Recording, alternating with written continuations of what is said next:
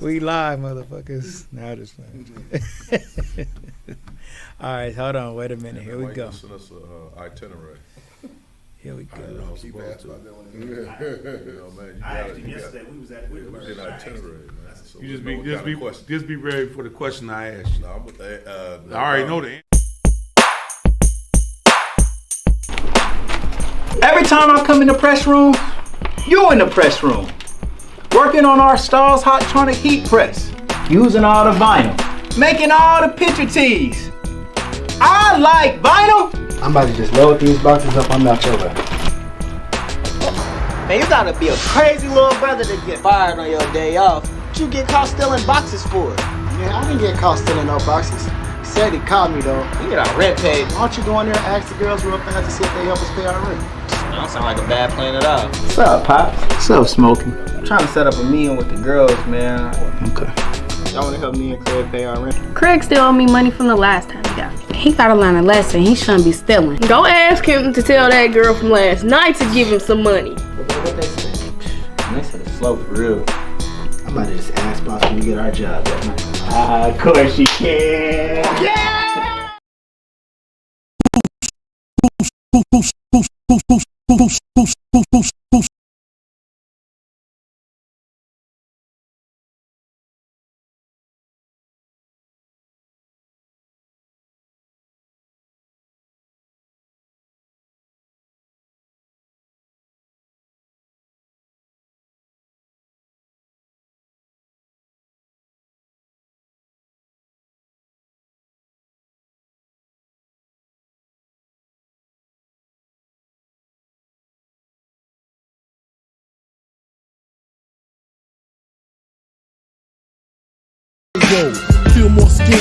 Good evening and welcome to Coach K's Sports Corner. I'm here with the greatest of DYT's own OHIO. The Buckeyes are in the house. I got Jeff Graham, Mike Mccray, and Keith Byars. And they're all greats from Dayton, legends. And we're going to talk a little bit tonight. I hope y'all join in, get some into the discussion.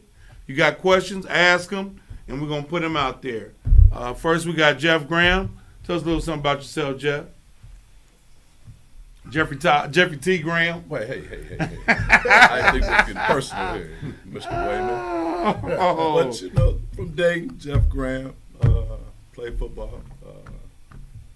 I went to Dayton Public Schools first, so y'all can't talk about he went to Alter, you know what I mean? We didn't keep you. We won and got away. So, yeah, ended up going to Ohio State, the Ohio State University. Playing there 3 years. Luckily got drafted in the NFL. Played 11 seasons in the NFL. Wow. Okay. As far as career-wise. All right, and Mr. McCray. Mike Mccray, Dayton, Ohio. Like I'm back in the day saying Dayton, Ohio, but attended Rolfe High School for 2 years. Then I went to Dunbar for 2. Played on a couple state championship teams at Rolfe, and a runner-up at Dunbar. A couple state championships in track too. Also won a full scholarship to Ohio State. Had a shot with Detroit Lions. Made it to the last cut, and They let you go. And they let me go. It took a while for them to get their playbook back, but I also had an opportunity to play overseas in the World League for Frankfurt Galaxy. Then came back, and I've been an educator for the last 30 years in Dayton, Ohio. Okay. Mr. Byars. Keith Byars, born right here at Miami Valley Hospital. I think we all were. Miami Valley Hospital. I'm Kettering. Oh, you Kettering. Man, Me too. You bougie. A graduate of Dayton Rolfe High School, home of the Falcons, and like Mccray, won quite a few state championships while I was there. Won 4 of them, 2 in track, Wow. 4 and 2 in basketball, 2-0 in football, lost in the state playoffs. And also played baseball. A lot of people forget I played baseball. I was all state in baseball also, and that was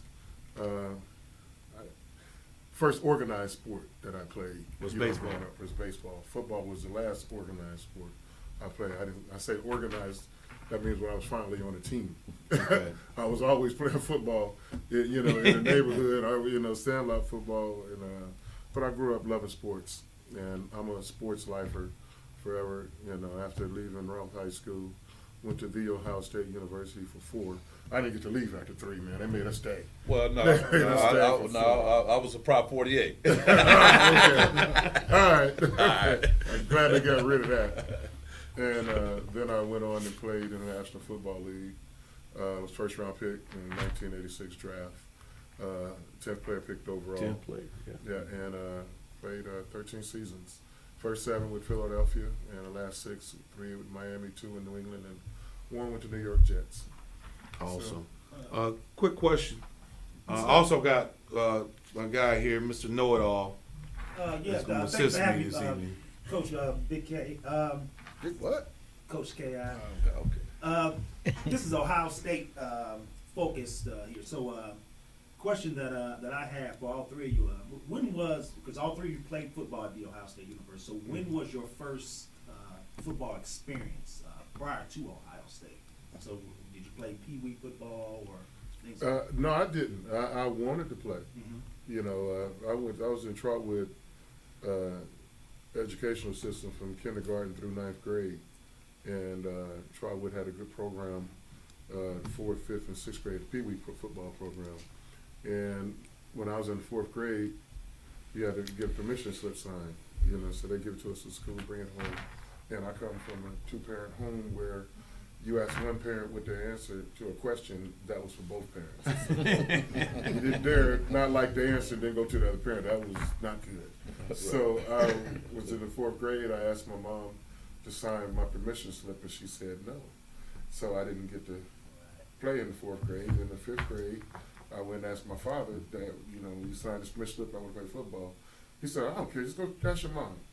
I need you to sign it. Right. She said no. So I didn't play in the 4th and 5th grade. So in the 6th grade, I got both sitting in the room. Here, can y'all sign this so I can go out and play on the football team?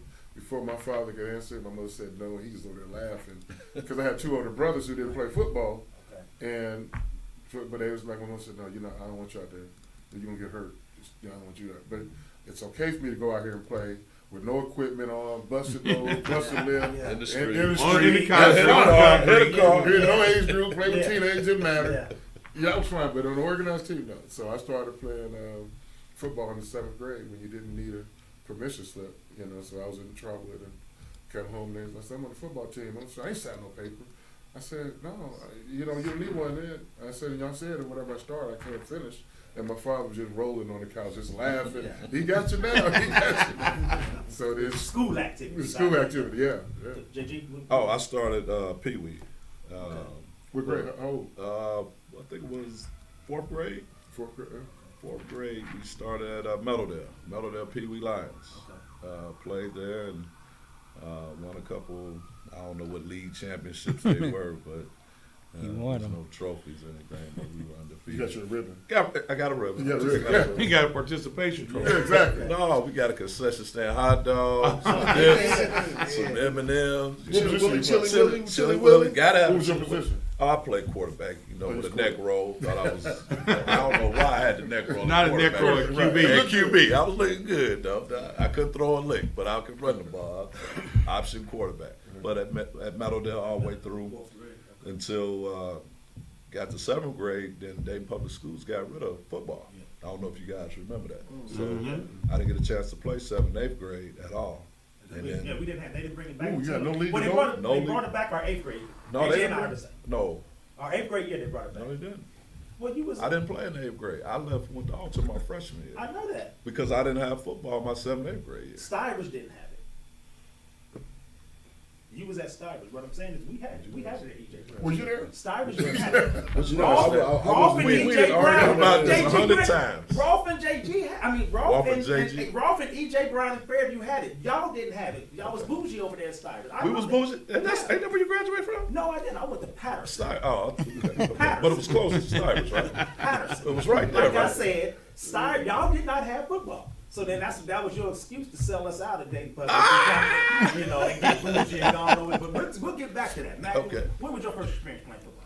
I didn't play football until the 9th grade. Okay. Dang. I was like Keith. I played in the park, resident park, and I played scramble at school. We make the aluminum foil at lunchtime, throw it up, and we played. And that's how y'all played. Right. Only organized sport I played before I got to high school was baseball. I didn't run an organized track. I didn't do any of that. I was a No basketball team?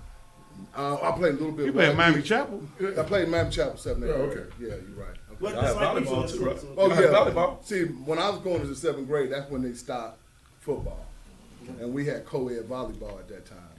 And I played co-ed volleyball. You was spiking? Man, I killed You them. was hitting girls? Yeah, I tried not to. I tried not to. I mean, I enjoyed it. I mean, it was fun. It was fun, It was fun. But I didn't play organized football until I got to high school. So, a question here for all three of you. At some point, you all played 3 sports. You were 3 sport athletes. Keith, you were 4. Try it. You, 3 sport. 3. I was 3. I should have played baseball. But You I didn't. should. But I didn't. Okay. I- But you were 3 sport I was athletes. 3 sport. And I think that's what we're missing now in today's game with the young guys is they're not 3 sport athletes. And I think for 3 sports, your accolades were in high school were what as far as 3 sports or just Well, All-American in football. right? And All-American in track because you make All-American track based on your times. Okay. So our 4x1 relay team. me and Yeah, Mccray y'all got played. records for Yeah, that, we right? went 41, 6 and 8, 6 or something like that. In the And that was that 4x1. qualified to be All-American in high school. So, Okay. yeah, but I That's was awesome. All-American as Yeah. an individual, as a team. But you were all We were American. All-American. Right. yeah. So And, okay. So Jeff, what about you? As High far school as, accolades, as far as all state, anything like that. Well, basketball, football, I got All-State, nominated Parade All-American. Well, Parade All-American, nominated McDonald All-American in basketball. Okay. I didn't play baseball at that point, which I should have. Because when you played baseball, when I hit the home run off of you, Oh, man, so there you go. yeah, first day Little League. Yeah, But we can talk about that No, later. let's talk about it now. Let's talk about it. Let's get this over with. I'm tired of you saying What kind of this. team you play for? Well, See, look. listen, Here's the I went to the trickery come. red team Right. in senior division, but in major league, and Jeff and I were on the same team, the orange team. Okay. And I got traded for Snickers and a bag of popcorn to the red team. Mr. Reed. Mr. Reed. Reed, we got you. Mr. Reed got me. So, he threw me a hanging curve one game, and that thing went to the greenhouse. the Yeah. back? So, I took it out of there. Dang, kid. Wait a minute. When I ran around the bases, I eyed him. But me and Jeff had a rivalry going on all the way through high school because if we're going to keep going, we had a basketball game. He went up for a shot. Backboard. Give me that. You pinned it on the ball. Give me that. I got to have it. Now, I ain't going to tell you this now. Hold on. Is this show about you? Wait a minute. It's my show. It's my show. I mean, yeah, That's what I'm here for, to try to keep it really back Listen, sometimes. listen. He had 45 on us. Okay. He had 45. and won the game. And wait a minute, didn't play the fourth quarter. But I blocked his shot. And no 3-point So I had a line. participation Two at a award. time. And no 3-point Yeah, line. No 45, 3-point two at a line. time. Except for N1. I wouldn't even brought that up, man, with an L, man. You got an L. And he got 45. It's okay. He had 45. It's Like me okay. saying, I'm being happy. I blocked LeBron shot. I at blocked Jordan. his Like, shot. man, blocked I his had shot. 17, 10, and a block. Okay. Question, going back to Mccray and Byars, you guys were at Rolfe High School. You mentioned that, and there's an age difference between you were a senior And I was sophomore. and you were a sophomore. I know all these things because I was the ball boy. My brother played with them at Rolfe, but when I asked the question about when did you guys first play football, and JG was the only one that played Pee Wee, but you guys have all these accolades on the gridiron, playing at The Ohio State University, one of the blue bloods, one of the premier football programs in the country. Not one of. D. Get it right. We started Mr. everything Lord off with always D, trying so, to you be know. very, very professional here, So, but that's okay. And I'm here in support. My Irish is still number one. So, but anyway, going back to Raw, okay. What was I remember the game when you was Mr. Ohio, Okay, you and I, we talked off record about that because the trophy was bigger than me. Right. But how important, or just give us some feedback or from that game. Which game you talking about? Being selected as Mr. Ohio, because you got the award at that office. You talking about the Trotwood game? Yes. Now, why don't you say it? All right. We lost the game. Yeah, well, you know, he got his loss, man, but yeah, we lost the Trotwood. You talking about the state playoff game? State playoff game. Yeah, we lost to Trotwood. Okay, we want to know about that. Yeah. I mean, okay, Well, no, hold on. We're going to talk about it. Come on, okay, Keith. what Come I'm on, saying We'll is- talk about it. Come on, Was Keith. it, what, no, this is my Get it. point. Get it. Okay, you were being named Mr. Ohio, and they waited until after we lost. I'm saying we because I was the ball boy, so I'm mad. You know what I mean? So don't get it twisted. I ain't teasing them about it. No, well, The no, ups and when the downs. question is about individual award, then it's a team sport. Absolutely. But, so, 40 years later now, Back time flies when you said that loud. Jeez, Pete. Yeah. Yeah, that was 40 years ago. We lost to Trotwood. That was in the fall. This past fall was 40 years ago. For the last time. So I said earlier, I was in Trotwood school system from kindergarten through 9th grade, and I transferred to Roth as a sophomore for my last 3 years in Dayton Public Schools. And those 3 years being in Dayton Public School was way better than the 9+ years I spent at Trotwood. Trotwood is not the Trotwood it is today. It was yesterday. You know, when I played there, when you coach, you're administrator over there. It's a different program than it was in the 70s. You guys know the history. I'm not gonna get too deep in that, but my sister graduated high school in 1977 from Trotwood. Her freshman year, they had a race riot at Trotwood. So, a lot. So when I was there, the demographics was flip-flop what it is. It was like 85-15, white to black. And, you know, I didn't, you know, never had any major issues, you know, with that. But, you know, and I thought all of my siblings graduated from Trotwood, and I'm the only one that didn't. So, and I thought I was going to graduate from there. That being said, that's a quick short story to that Friday night that you're asking me about 40 years ago. We lost to Trotwood. Now, Trotwood had a tremendous team, you know, and I started playing football in 7th grade, and the gut was like, we're going to keep you guys together. We see, you know, really good things in you guys. And I was like, yeah, because we, you know, those are all my friends, buddies. You know, we grew up together. Right.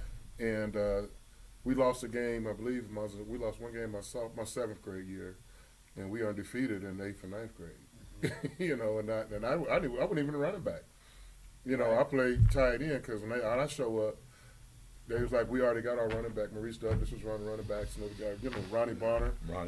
Who was the other running over there? Yeah, Oh, Jefferson. sure. from Jefferson. Yeah. Ronnie was there. We all, you know, there.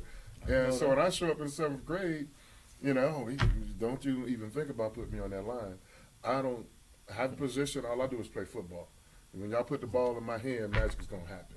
So, and that's what it did. So when they threw the ball to me, you know, at tight end in the 7th grade, and, you know, good things happened. And then in the 8th grade, we got to get the ball to him a few more times. Things happened. Then in the 9th grade, we run an option with him. They go to the backfield in this play. You know, you're trying to go in the backfield, run an option kick, and and I would score. But to lose to those guys in the state playoffs, you know, we had lost one of our best players that year, Oh, yeah, sure. Robert Beavers. Yeah. And that was a huge loss. You know, he's as big as me. He's played both ways. And, you know, we came up short in that game. And Trotwood was a better team. You know, they had more than, you know, than we had. Was And, you know, Sistrunk on that team? Yeah. Dwight Sistrunk was he on the team. there. Yeah. So I hate to lose no matter what. Yeah. But if I had to lose, and, you know, we had to lose, I want to lose to a better team, not a team we got cheated or anything like that. They were the better team. They went on to lose in the state championship game, and they were missing one key ingredient to that. You. lose. There it is. They got me. They're state champs. They don't have me. You know, they can't get across that line. So when they come at me, oh, we beat y'all, yeah, but y'all didn't have me to win it all. I'm the I know you had a comeback. So that's why. So 40 years later, all y'all folks Trump. Oh yeah, and people come up to me from all races, colors, and creed. Oh yeah, man, I heard y'all Trump. Hey man, damn, how'd that work out? Worked out pretty good. But hold on, while we're on Trotwood, I'm gonna say this. We also played Trotwood in basketball, and we embarrassed them. Because I played basketball. We whipped them in a holiday tournament. Yeah, I'm gonna come up with you. Give me 2 seconds. Why what you was doing? While I'm looking at it. He ain't Googling it. It's not country. Not like country. It ain't no Google. I can see the highlight right here. 1981. Trotwood scored 60 points on us in basketball and got beat by 41. Do the math. Mr. Know-it-all? Mr. Know-it-all. They don't ever want to ask me about that. Hey, Ken. They never want to ask me about that. I see a bunch of 100-point games in here. I see a bunch of 32 Aiken, minutes. Trotwood.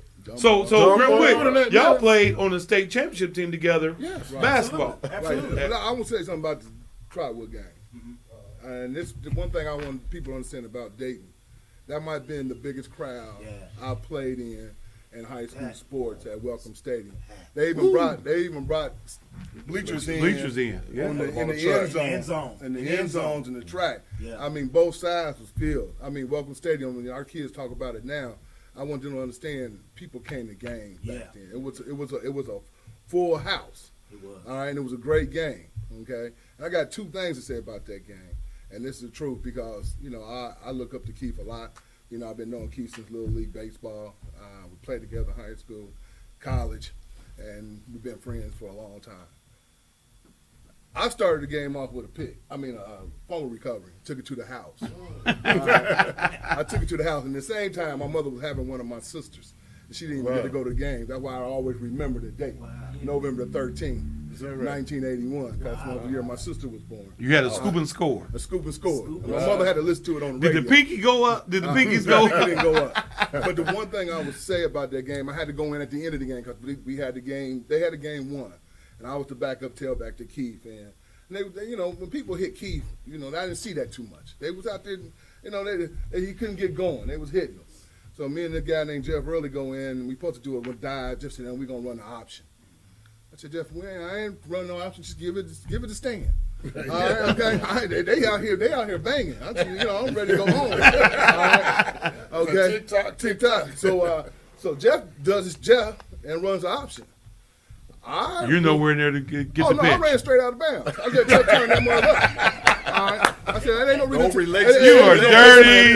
You dirty. There's no reason for us to take it. The game is long. All right, time to go home. Do a little partying, okay, cry a little bit. It was over with. I got 2 more years left to try to make it back. All right, it was no reason for us to go. You like, I'm sorry, Keith. Yeah, I didn't need a ramrod to hit me. All right, they had a guy named Ramrod. I didn't need him to hit me. I didn't need that. I got basketball coming up, Jeff. Come on, we move on. All right, so that's the thing about that for me. But it was a great experience with that crowd. I mean. Y'all, I wish these young people could see the crowds back in the day at Welcome Stadium. Yeah. I mean, even when they played at Rolfe. I mean, when we was playing for Mohawk basketball, Mr. Pearson always, and Coach Mr. Taylor, always brought us to them games to watch them play. He took y'all to them Mike games. And Chuck was playing, and right. What's the Keith? Mike Taylor, Chuck Taylor. Yeah, they were all on the team. So if you was with Kurt and them and we played Mohawk, hey, we jumped into that Brown station wagon. What is the classic, Malibu Classic. We coming to the game. And then basketball games was packed. People on the wall. You know what I mean? So like Mike was saying, standing room only. People was coming out the game. Yeah, if you didn't get to the JV game by the end of the first quarter, you're gonna have a seat. You're gonna stand. Yeah, you're gonna stand. You ain't got no seat. Yeah, and I had my Levi with that press on, looking cute too, with that polo on. It was a whole lot of fans in the crowd. It was a whole lot of fans. You want to read the comments real quick, Gary? Y'all go ahead, read them. I can do it. Yeah, go ahead. The TV kind of far back from you. Dundee Jr. said, legendary and proud to have y'all as coaches. Called all of you guys big dogs. Kevin Easley, platinum legends in the building. Just Sherry Nevins, just a few Ohio legends. Derek Foster said, my guys. Gigi Gennaro said, JG, legend, love you, daddy. That's my daughter. No doubt. Somebody Derek Foster's a Buckeye himself. Yeah, he's a Buckeye. He's a Buckeye. He's a Buckeye. Uncle Mike and cousin Keith. That's GG. And Nice. somebody said they love it, and then we got another comment to say y'all some big dogs. That's JP, Jordan Pascal. Everybody pouring in Yeah, Jordan, yeah. So, question as far as, I'm going to stay here at Rolfe for a second. Playing for Coach Haley, right? Mm-hmm. How was that? It was great. And, you know, thing that I liked about Coach Haley and all of my better coaches, you know, any sport that I play in, I love the honesty, the brutal honesty. You know, give it to me straight, no chaser. And I may not like what you say, but if you know you're giving it to me straight from the heart, I can, you know, and I can take you at your word. I respected that. And you know, Coach Haley, you know, treated everybody the same. He didn't play favorites. You know, he yelled at me as much as he'll yell at Mccray. So he was always your biggest critic and your biggest cheerleader. Right. I mean, and so it was, you know, he had a rule. You get 2 fouls in the first half, you're done. You don't play the second half. And, you know, that happened. I mean, you know, it's like, nobody could ever get too big. Well, I'm the leading scorer. I'm the star of the team. I got 2 fouls. I can play through that. No. You remember that rule, Mac? You get 2 fouls? Yeah. Why I didn't get 2 fouls? Yeah, exactly. So you didn't play. You played James Harden defense. No. I play defense, but sometimes you're going to get that too. So, real quick question. It was a game y'all played in where both of you got hurt against Urbana. Yeah. Urbana, you both got hurt. Y'all were down like what, 20 points? At halftime. Yeah, I got hurt in pregame. No, you got hurt. You got hurt Both got hurt in the Hamilton-Baden game the Tuesday night before. No, you talking about when I dislocated my finky? Well, I was doing pregame. Pregame. Oh, sure. Pregame. I got hurt. You got hurt. I got hurt bathing. Yeah, and I get hurt in pregame. Yeah. You know, I like, got hurt. how you get hurt in pregame? We were, you know, you Hey do the man, 3 y'all man. labs lines was live. Yeah, but you know, we was doing a 3-man weave, and one of the guys wasn't paying attention. Man, I should go. Oh, so I jumped in front of him because he wasn't paying attention, and then here come the ball, and the ball just Took your finger. took right, you know, it hit me right in the pinky. So I reached down to pick it up, and my finger is in a perfect 90 degree. The top of my, and it didn't hurt. Coach Haley standing underneath the basket said, "Look, Coach, oh gosh, go to the doctor. Go to the doctor." You know, so we use the arena. So I go, you know, back to the locker room, you know, where the medical staff was. The trainer walked me back there to the doctor, and the doctor, must have been some young intern, and he looked at my pinky and he said, "Oh my God, I never saw that before." Then the pain kicked in. Whoa. It's throbbing. They ran me down to, what's the hospital, St. E? St. E, yeah. Yeah, right down the street. And they got me in there, and then the doctor said, we have to pop it back in. How you want to do it? You want to do it, me just do it? You want me to give you something for pain? Give me something for pain. Right. So he went back to, you know, get a needle or something, and then I got to look at it one more time, and then he just, bam, popped it back into place. I was almost on the floor. Oh, that hurts. They taped it back up. I got to get back to this game. And you went back to the game. Yeah, I went back and played. He didn't play the first half. Yeah, I couldn't. You played the second half. Yeah, they just take these 2 fingers up. And Say, so "God, I we gotta went get back out there." falls. So then you're hurt. So we had 2 starters out, and we was down by 20, and everybody in the banner was in UD Arena. They filled up that whole arena, and we down by 20. Defending state champion. Keith was out. I was out. I got hurt that Tuesday night. Twisted my ankle. They said, you know, I went to a doctor first time that I tore. I might sprain some ligaments, tore some ligaments. So they put me in the air cast. I didn't practice that whole week. That's the bad. All right. Air cast. Keith got in the game third quarter, and we cut that lead to 10 by the end of the third. And, you know, I'm be honest, I was in the locker room, I was crying because I wanted to go back to the stage. And I didn't think, you know, we was in bad shape. Me and him ain't playing. I don't think he even got back to the locker room yet. Yeah. You know, and I'm saying, you know, we're down by 20. They're not going to hold up the game while I'm at the hospital. No. Right? So you know, I don't know how Coach Haley figured out to play me because he shouldn't have. Being the fourth quarter, I'm on the bench. It's still in sweats. He said, "Get in." And I'll be honest, I had a Garrett cast on. I was, I went in. Right. I would be true. The crowd, got loud, and be So honest. you felt the adrenaline. I You fed off the adrenaline. And then on top of that, I really wanted. We called it the big house. We wanted to get back to the big house. Right. So St. John's. I want to get back to St. John. And be honest, I'm trying. That might be one of my best games I had. I had 15 points in that fourth quarter. Yeah. I think I got a rebound and went right back up in. I had to put one on somebody. Bang. All right, but and be honest, we ended up winning the state that year. Who'd y'all beat the state that year? Youngstown, Rain. But man, you gotta realize, man, you gotta realize one thing about Coach Haley. Really, me and Keith, I want to say we very fortunate. All three of our coaches from football. Because Groundhog was your coach. Right, Groundhog, Tom Montgomery to Mike Haley to Randy Wagner. They all in the State Hall of Fame. Yeah. All three of them. Yeah. Okay. Deservedly so. All right. And they don't have players at all levels. They don't have players that make it all the way to the pros. All three of them. Yeah. I mean, you got. You literally had 3 legend coaches. 3 legendary Coaching. coaches. In One building. In one building. And the one thing I got from Haley more than anything else, he taught me how to play hard. Mm-hmm. He taught me how to compete. And he taught me how to have a whole lot of confidence and believe in myself. All right. Everybody want to talk about, did he show you how to come off a pick or this and that? Them 3 things I take every day. Yeah. I work hard. I compete for, you got to compete for jobs. Yeah. You got to believe in yourself when you're trying to do something. Them things carried with me longer than him teaching me how to shoot a jumper. Okay?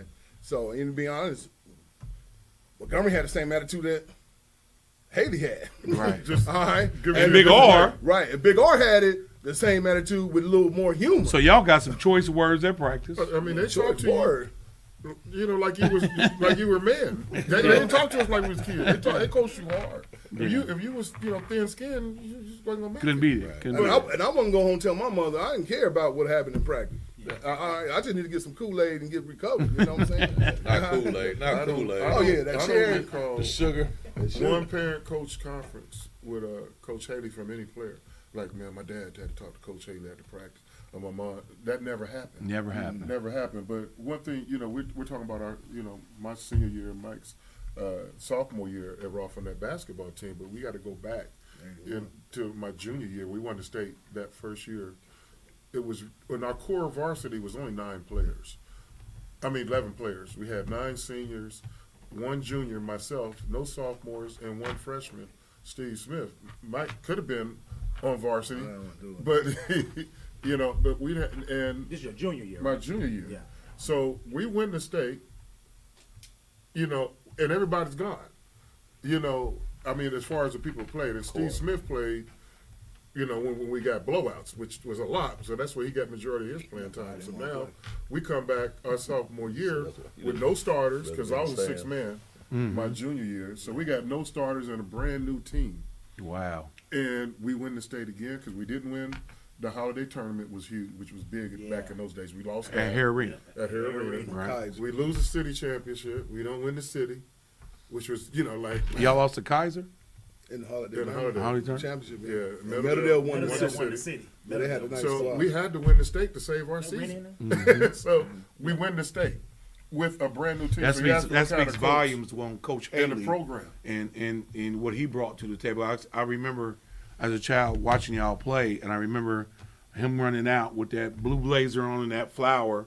He the I'm first thinking guy. Purple. You saying blue? I'm sorry, purple, blue. You lost me in blue. You feel what I'm man, saying? don't do that. I'm sorry, Yeah, bro. Rolf. He came out with that. He always ran out first, and he would come out, and it was just intimidation. Don't forget about the handkerchief. Yeah, He hit you with that. straight intimidation. But set the record straight. Dunbar never won no state championship I until know. Coach Haley I and know. Coach Montgomery and all that listen, crew come there. I So talked you about that Dunbar last folks out week. there, y'all ain't won nothing. I talked about that Nothing. last week about Coach Nothing. Haley. Nothing. Dunbar was really Until- irrelevant until Hogg and They Big got some R runner-ups. and all those guys. I won't say they were irrelevant because They in were '71 they went to the state championship. I said they got some runner-ups. I said runner. I said for you, Mike. I wouldn't say. Dude, you You gotta gotta realize, I got you, Mike. You gotta realize, You fall back. You gotta realize, Fall back. Fall back, Mike. I'm a little bit Protect like a yourself. mutt, you know. I got a little blue Mike, and I got you. a little I'll purple. say- Hey, you a mutt. I said for They you, try to Mike. bring that red to divide you. Yeah, we trying to bring Red. red. We trying to, yeah. So uniform. before I go, I'm Vinny Clark just checked in, said, "Great job, fellas." Vinny. Vinny, BC. first round pick from the Ohio State Buckeyes. And so before I go there, I'm gonna talk to Jeff for a second. You were fortunate enough to play for Coach Dom Seitz and Petrocelli. Joe. So Dom Seitz is still coaching Still coaching. 50 years later. 50 years later. Still running the same offense. Same offense and still being productive with it. Still being productive with it. And you had the honor of playing for Hall of Fame coach Petrocelli. Correct. Tell me, how was that going to Alter, leaving Dayton Public Schools, and the culture now, we're talking about the culture, Right. going to Alter, a predominantly white school, Correct. and have to fit in. You know, after all your older siblings, you being the youngest child, all your older siblings, some going to Dunbar, some going to Belmont, especially following your brother's footsteps, the Wizard, Right. Tony Graham, Right. who was a hell of a player at Belmont, and now you go to Alter and you got to make your own path. You got to put your own shoes on. So tell me, how was that? Oh, the transition was difficult. I'm not going to tell you a story about that. I mean, coming from Dayton Public Schools into Alter, they had a whole different, I ain't going to say requirement, but, you know, there was a Catholic school. Of course, you had other things that you had to do in order to be there at Alter. So it was a transition for me to be able to sit there and understand some of the cultural things that they go through to what I was used to, right? You know, we were more family oriented. We can stay over other friends' house. We can hang out. Certain things they didn't do. You know, so you had to understand, you know, what you can do and what you can't do as far as being into their system. As far as sports-wise, the athletes, I mean, they were athletes, right? I mean, so you had guys that was good. You had some guys that was not so good, but they could play. You know what I mean? Okay. Especially in football. You know, those guys taught me how to lift weights, and I wasn't lifting weights. You know what I'm saying? And I got to give my man TJ Polk, and you know TJ, you go see him all the time. He was the one brought me in. He was kind of like and we was the same age, so we came out in '87 together.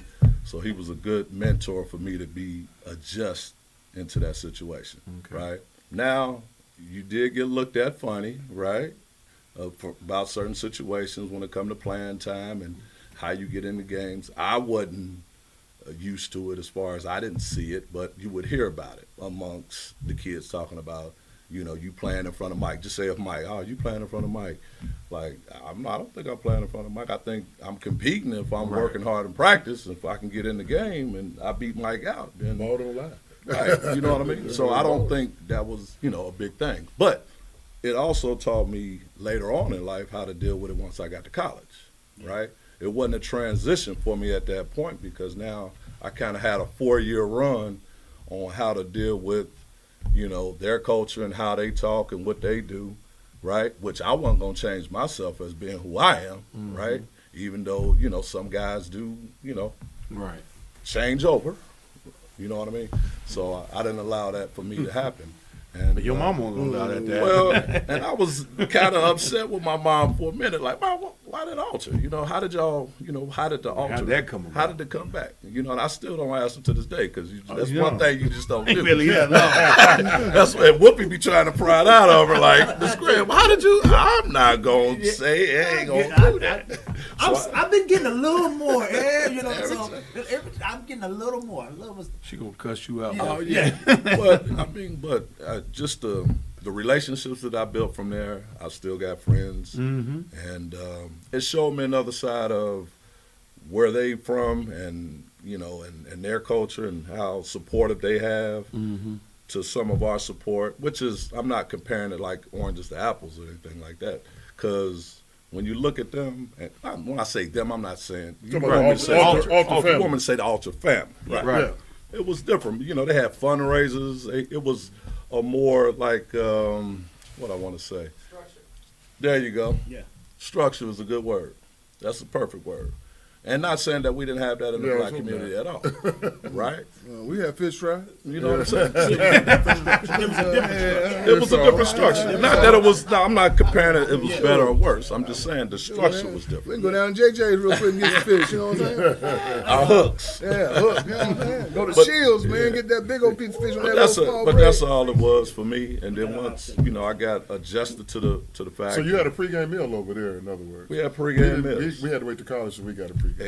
Hey, you get the McDonald's, what's on the stove when you go home in between the games. Exactly. It's See, good. we didn't That get was a my chance to pregame go meal. home. See, we didn't get a chance to go home. We stayed at the I went school home. after game. Yeah, I mean, so- after school. Yeah, when I get to Ohio State, I'm like, what you mean that's not good to eat? How you think I got, Got here? here. Right. On So, that hamburger. that's why y'all wanted me. Exactly. So now we're gonna fast forward to everybody's at Ohio State, the Buckeyes. I got a question because you all play football. I know this question coming. No. What was the toughest place that you played? And I'm gonna get each one of your, answer. I'm gonna start with you, Mike. What was the toughest place that you played? The atmosphere was just crazy. In the Big Ten. Anywhere. Anywhere. Oh, man. I always say Michigan was a different type of atmosphere because it was a rival. Mhm. But if I look at Wisconsin, they used to throw them big 9-volt batteries at you back in the day. They didn't use them AA. They threw 9s, them big D batteries at you. Giving you a concussion. Yeah, I was uncomfortable too. Going in that pink locker room. But the loudest place at that time for me, I thought, was Minnesota because they was in that dome. And it's a night game most And of it the was time. usually a too. night game, so that dome was really, really loud. So you play that. Them might be my top 3. Michigan was a different because No, I'm talking about not inside just the Big Ten. Anywhere. Where did you go that you felt was oh man, LSU is definitely the most wildest place. Please tell the story about LSU. LSU. I got 2 good stories about the stadium, but LSU is really the best. No, it's USC game. Rose Bowl was pretty good too. Your junior year, but we show up and they meet your bus, and they start rocking it. They start pushing. The LSU fans. Yeah, talking about Tiger Bait. So we get off the bus, and they got you. They put you in the fence area, and they on the fence talking about Tiger Bait. And Chris Spillman takes off running towards the fence. And like Tiger Bait, I said, man, what's wrong with this dude, man? He's tripping, man. We outnumbered, man. Come on, dude. I'm tired of this. I'm Tiger Bait. Come on, let's go. All right, but then we go to the game. It just was so loud. It is loud, like they said, And we went down there.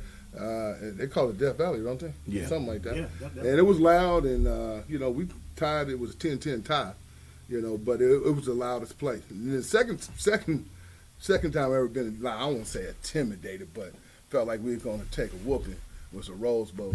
Oh no. I'll come back to that. Because I know that story. Talk about when they took the cape off the tiger. Yeah, that's what I want to know. Oh man, but the tape, When you but go in the- when go you towards pull the up, locker when you room. pull up, they do that. Right. But also, we went to Colorado one time, We had that and Buffalo. they had that big buffalo, and that big buffalo would make a turn coming towards that visitor bench. Visitor side. And you sitting there looking at this big buffalo, and they got these two little ropes. ropes with this big old buffalo. That first time I seen a buffalo in real life. The Tiger will be in the cage, and they cover it. Right, when you pull up. So when you pull up, they you take hear it off. They take it off. You Yeah. hear this roar. Yeah, so that was intimidating. I would say I forgot about LSU. I'm glad you brought that up. I said that might be the loudest. Yeah. The loudest. Jeff, what's for you? The same ones he mentioned. I mean, Iowa was loud. Wisconsin at the time we played wasn't good at the point. They weren't doing that jump thing, No, of they course. wasn't. Not No, the song they wasn't. wasn't. They knew how to do batteries.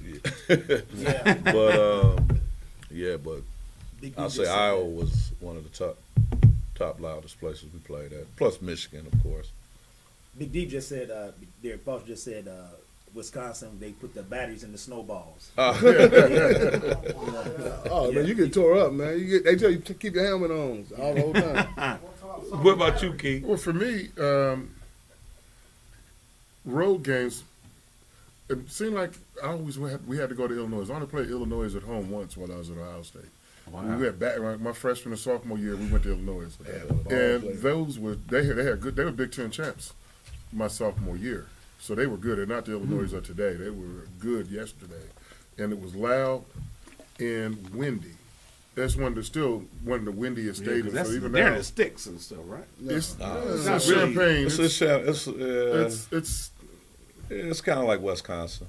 Yeah, because when I drove there, I didn't even have phone service. Yeah, it's kind of it's, like it's, Wisconsin. it's, It's out it's, there. it's not Chicago. It's not even deep Chicago suburb. It's urban Champaign, and it's always windy. So even when Ohio State plays, they have good teams.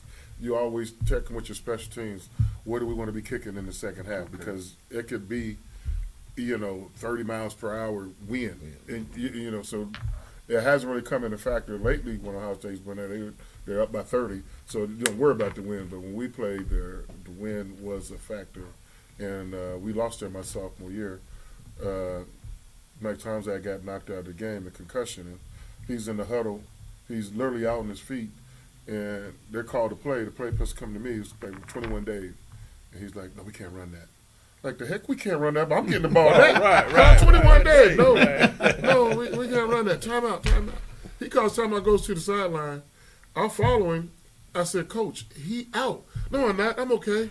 I said, but he don't. He goes back in. We change the play. He throw an interception. I was like, then they find, I told y'all this man went out. He's out on his feet. Told you he ain't here. Lights are on. But Illinois stands out the The most. lights are on. Ain't nobody home, though. He was out. They had some pretty uniforms too. They were Who, Illinois? all blue with that orange. Yeah, that orange. That's nice. So, okay, now let's go to the Rose Bowl. You're at the Rose Bowl. Y'all played together at the Rose Bowl? I didn't play. I was. You were there. I was red shirt. You were there. Because I've heard these stories so many times about the Rose Bowl, and Mike saying that, how crowded it was. Tell them about the horse and the Trojan man coming out. I'm gonna tell you a story before that. Just Okay. getting to the Rose Bowl.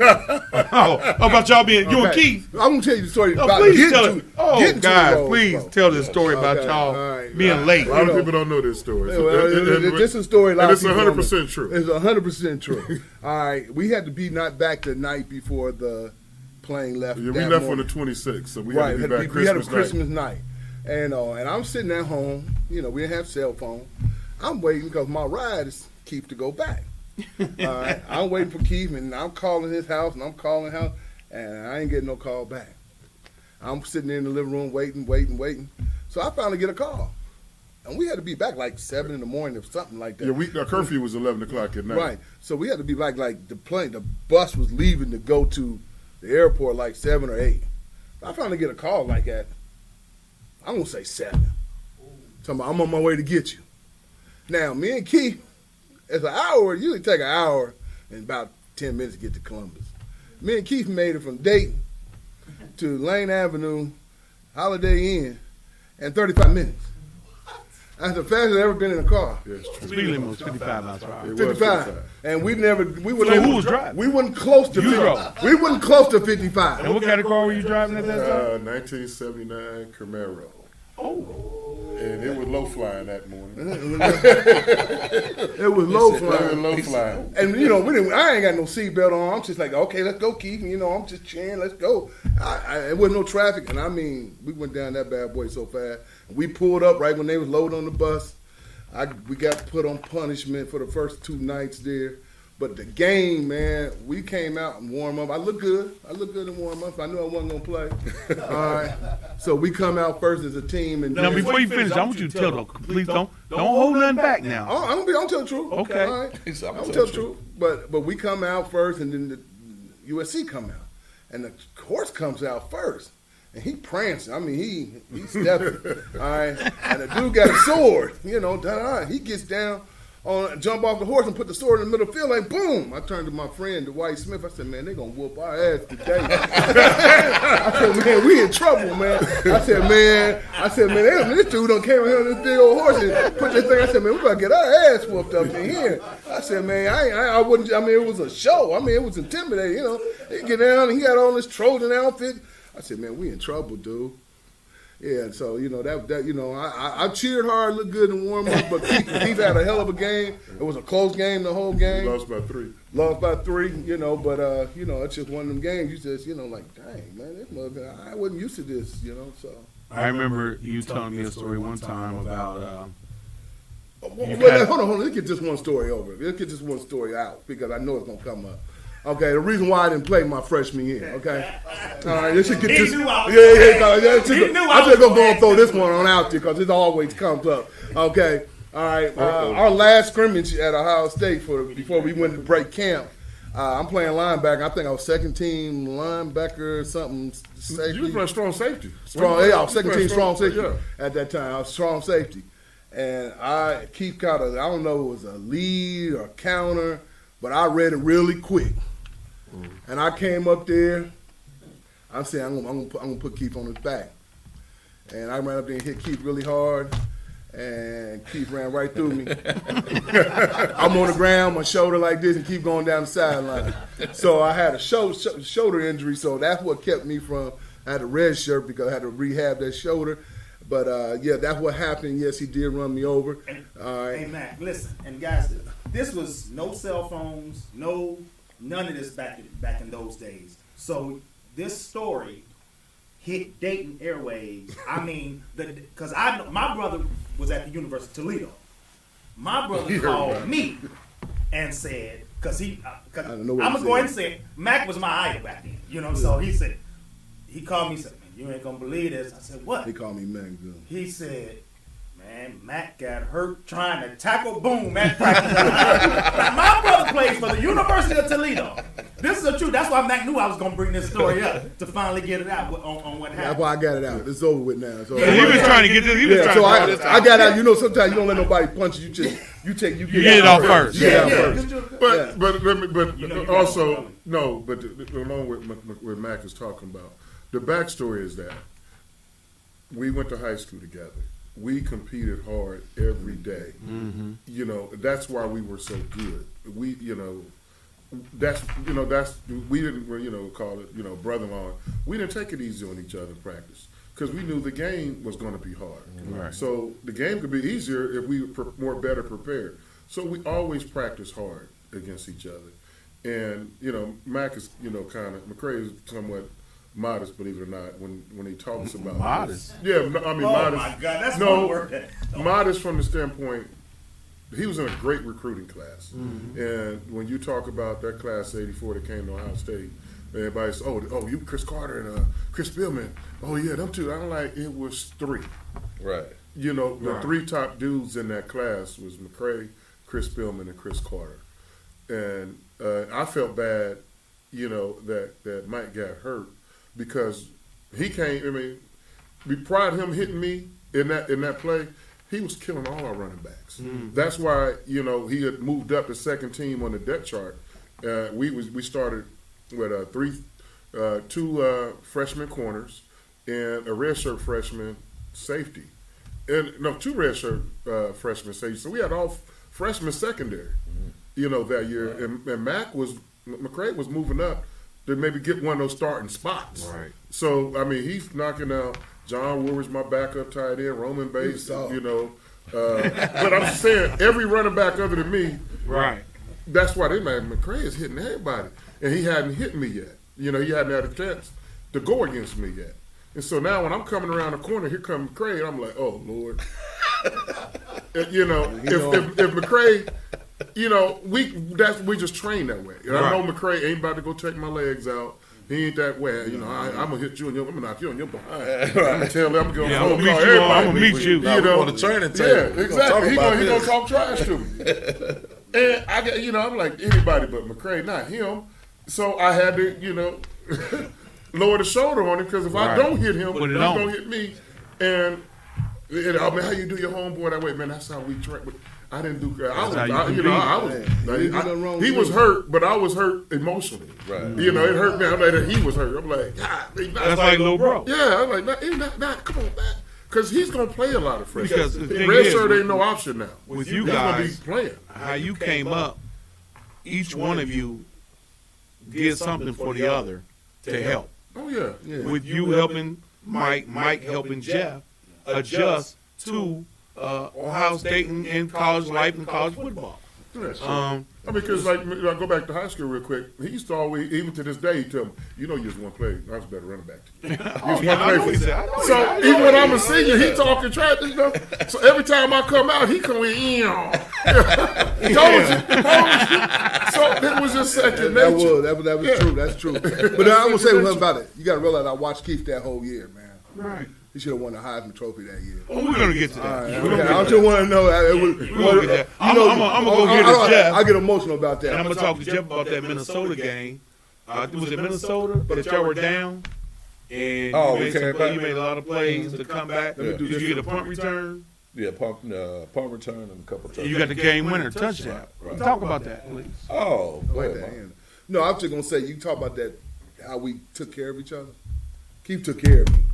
Right. All right, and I took care of Jeff. And I always tell the story, and I want people to understand this is what we're supposed to do for our. And Jeff took care of Derek. And so on and so forth. Yeah. And we have to keep that going. All right, we know the young guys. We in the community. We're gonna support CJ. Right. All right, he up there now. We're gonna support him. You know what I'm saying?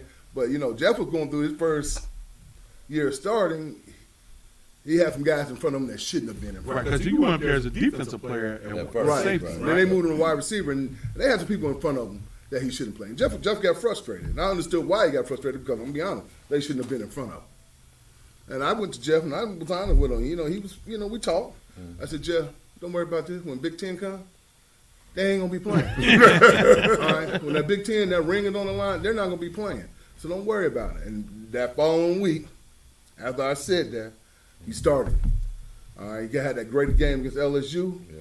Came in and he started. And Was he wearing ponies then? He wearing ponies. He had that 84. It was the tape around his pants. He had tape padded around his pants. Hey, that was a cummerbund. That was like, you remember you wore a tuxedo back in the day? Yeah. We was dressed nice. So Keith did the same thing for me. Because when I went through my, once you think you come out of high school, you're supposed to be all this, and you hurt and you going through them struggles, you got to keep my head on. Mm-hmm. Because you get frustrated and you go through moments where you doubt yourself as an athlete. But he had to keep on reminding me, man, you was right here. Don't get over that and move on. Right. And we had them conversations.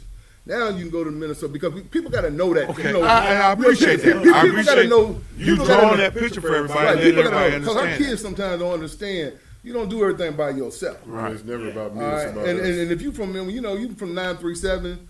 Back then it was 513. Right. All right. Okay. Yeah.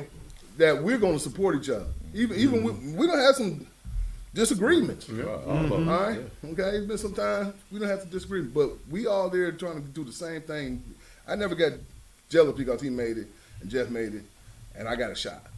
Right. I'm still cheering them on every day. Right. All right. Some people, oh man, it should have been. No, we all from the same thing. Everybody can't do it, so I want people to understand that. Okay. And even to talk about the time when Mike talked to me about the game, about playing, right, moving from safety to wide receiver, Right. understanding that I never played wide receiver in my career, kid. Right. I know you You know what I'm saying? quarterback. Quarterback and defensive safety. That was it. Never played wide receiver, so I didn't know how to run a comeback, out route, slant, any of that, right? So You knew how to throw it. I know how to throw it. I know how to throw it. Right. When I had to, maybe once every 30 runs. When I was running that wishbone, you know what I mean? I might have snuck one in. Dom's like, what the hell? But so at that point, other players are playing. As kids understand, when you want to be out there. Right. When your peers are playing, you want to be a part of it, whether it's special teams or whatever the case may be. Guys are getting a taste of being on the field. So Mike saw the frustration building up in me, right? And for him to come to say that, because, man, it meant a lot. It meant a lot because he's starting. Mm-hmm. He's playing every down. Number He's 99. balling, right? He's balling. Right. He at Long's Bookstore. And everybody don't know what Long Bookstore is, but when you ball at Ohio State, You got a jersey hanging in there. you got a jersey hanging up there. You walk down High Street, your jersey's hanging in Long's Bookstore if you balling. your name on certain hotels or whatever. Mike Mccray Day, Keith Byars Day, Jeff Graham Day, or whatever. Ohio State, they looked out for you. So to see that, for him coming to see that from me, and he only played my side of the ball. You know what I'm saying? He played defense. But he can see it, whether somebody told him or whatever. But it was strong for him to say that because at that point, I took all the other stuff away. I took all the, man, I don't like my coach. I'm better than this guy here. Yeah. It can't focus on Jeff. What are you going to do? Mike said, you got the opportunity to play. What are you going to do different? He stepped in big brother status. What are you going to do different? You don't worry about that. You know what I'm saying? I didn't see what Mike saw, right? I didn't think that I would play Big Ten. He saw that. You know what I'm saying? So I just kept focused. That's powerful. I just kept, grinding, doing little things, learning more. Hey, man, let's stay after practice. When we used to tell kids right now to this day, hey, man, let's stay after. Better. Let's get better. Let's get 10, 15 minutes. So what? It's getting dark. They cut off that side, man. We can catch 10 more balls. You know what I'm saying? Yeah. So a lot of people don't see that side of it, that when you're trying to prepare and play, that's going to help your game. It's the little things sometimes, you know what I mean? Yeah. A lot of people think it's always, the big things. It's the little things that help you prepare in that process. But that Minnesota game, we were down, and, Greg Fry, me, Carlos, Bobby, we had a good game that game. Came back on them, won. Y'all were down at what? How much it went? Man, I don't remember now. I just saw it on Classic not long ago. No, it was at Minnesota. It was at Minnesota. Saturday You night not gonna do a back check. Saturday night, Always Minnesota. Hey, guys, what's better? What's better to be on the road and silence a crowd, or be at home and make the crowd go crazy? That's a nice question. I like both of them. Yeah, I don't think. I don't think anyone. I like As long as both. we winning, they're both great. They both Right. But it's always greater to win at home Yeah. because you're not sending your home folks home disappointed. Right. Because they just take you to another level when you balling and the crowd in the stadium, home stadium is rocking.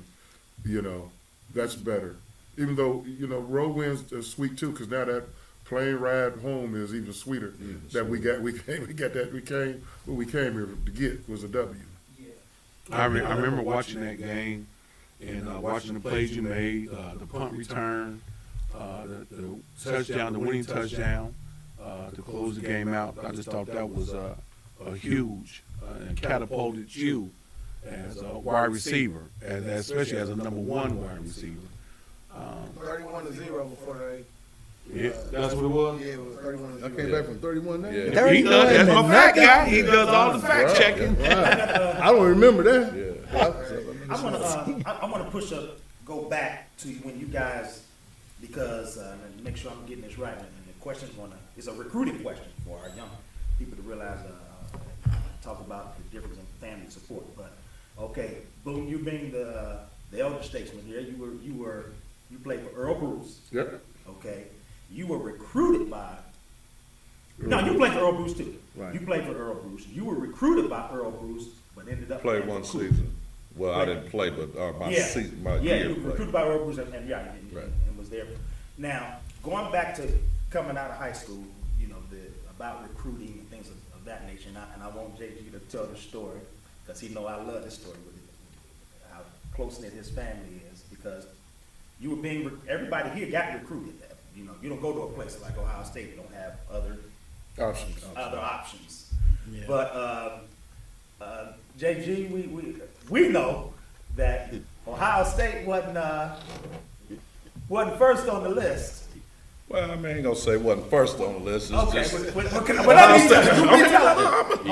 He's trying to throw you under the bus. Because this is my favorite story. all right. So recruiting start. Now you're able to take your visits, right? Right. So my first visit was Nebraska. Right. I go to Nebraska. Tom Osborne. You got Urban Fryer, all the boy, Derek Time. You got Steve Taylor. Everybody. So I'm sitting in there. They just Project Tom. They just went to the Orange Bowl. They got this big old plaque with oranges in it. You know what I mean? Oh, they laying it out. What you want? Communications? Oh, let's go to the communication side of school. We can show you where you can get your be a commentator. If that's what you want to do when you graduate. I said, oh man, this is awesome. And by the way, we don't even want you to play quarterback. I said, what? Y'all gonna make me? I can play safety? Oh yeah, you can play safety. Man, so we get to that Saturday night dinner, Sunday morning, you about to leave. So I'm at the Tony Samuels, remember him to this day. We at his house. He said, man, do you want to call your mom and let her know something? I said, what you mean? He said, I know you like to hear. He said, why don't you go ahead and commit? Why don't you go ahead and call your mom? Really? But-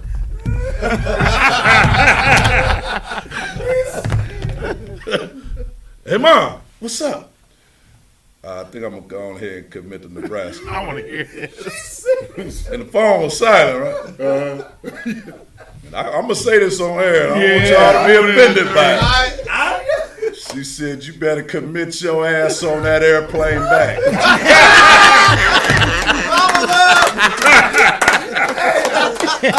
She said, you better commit your ass on that airplane back. So the coach standing right here. I said, okay. She said, I got to go home, boss.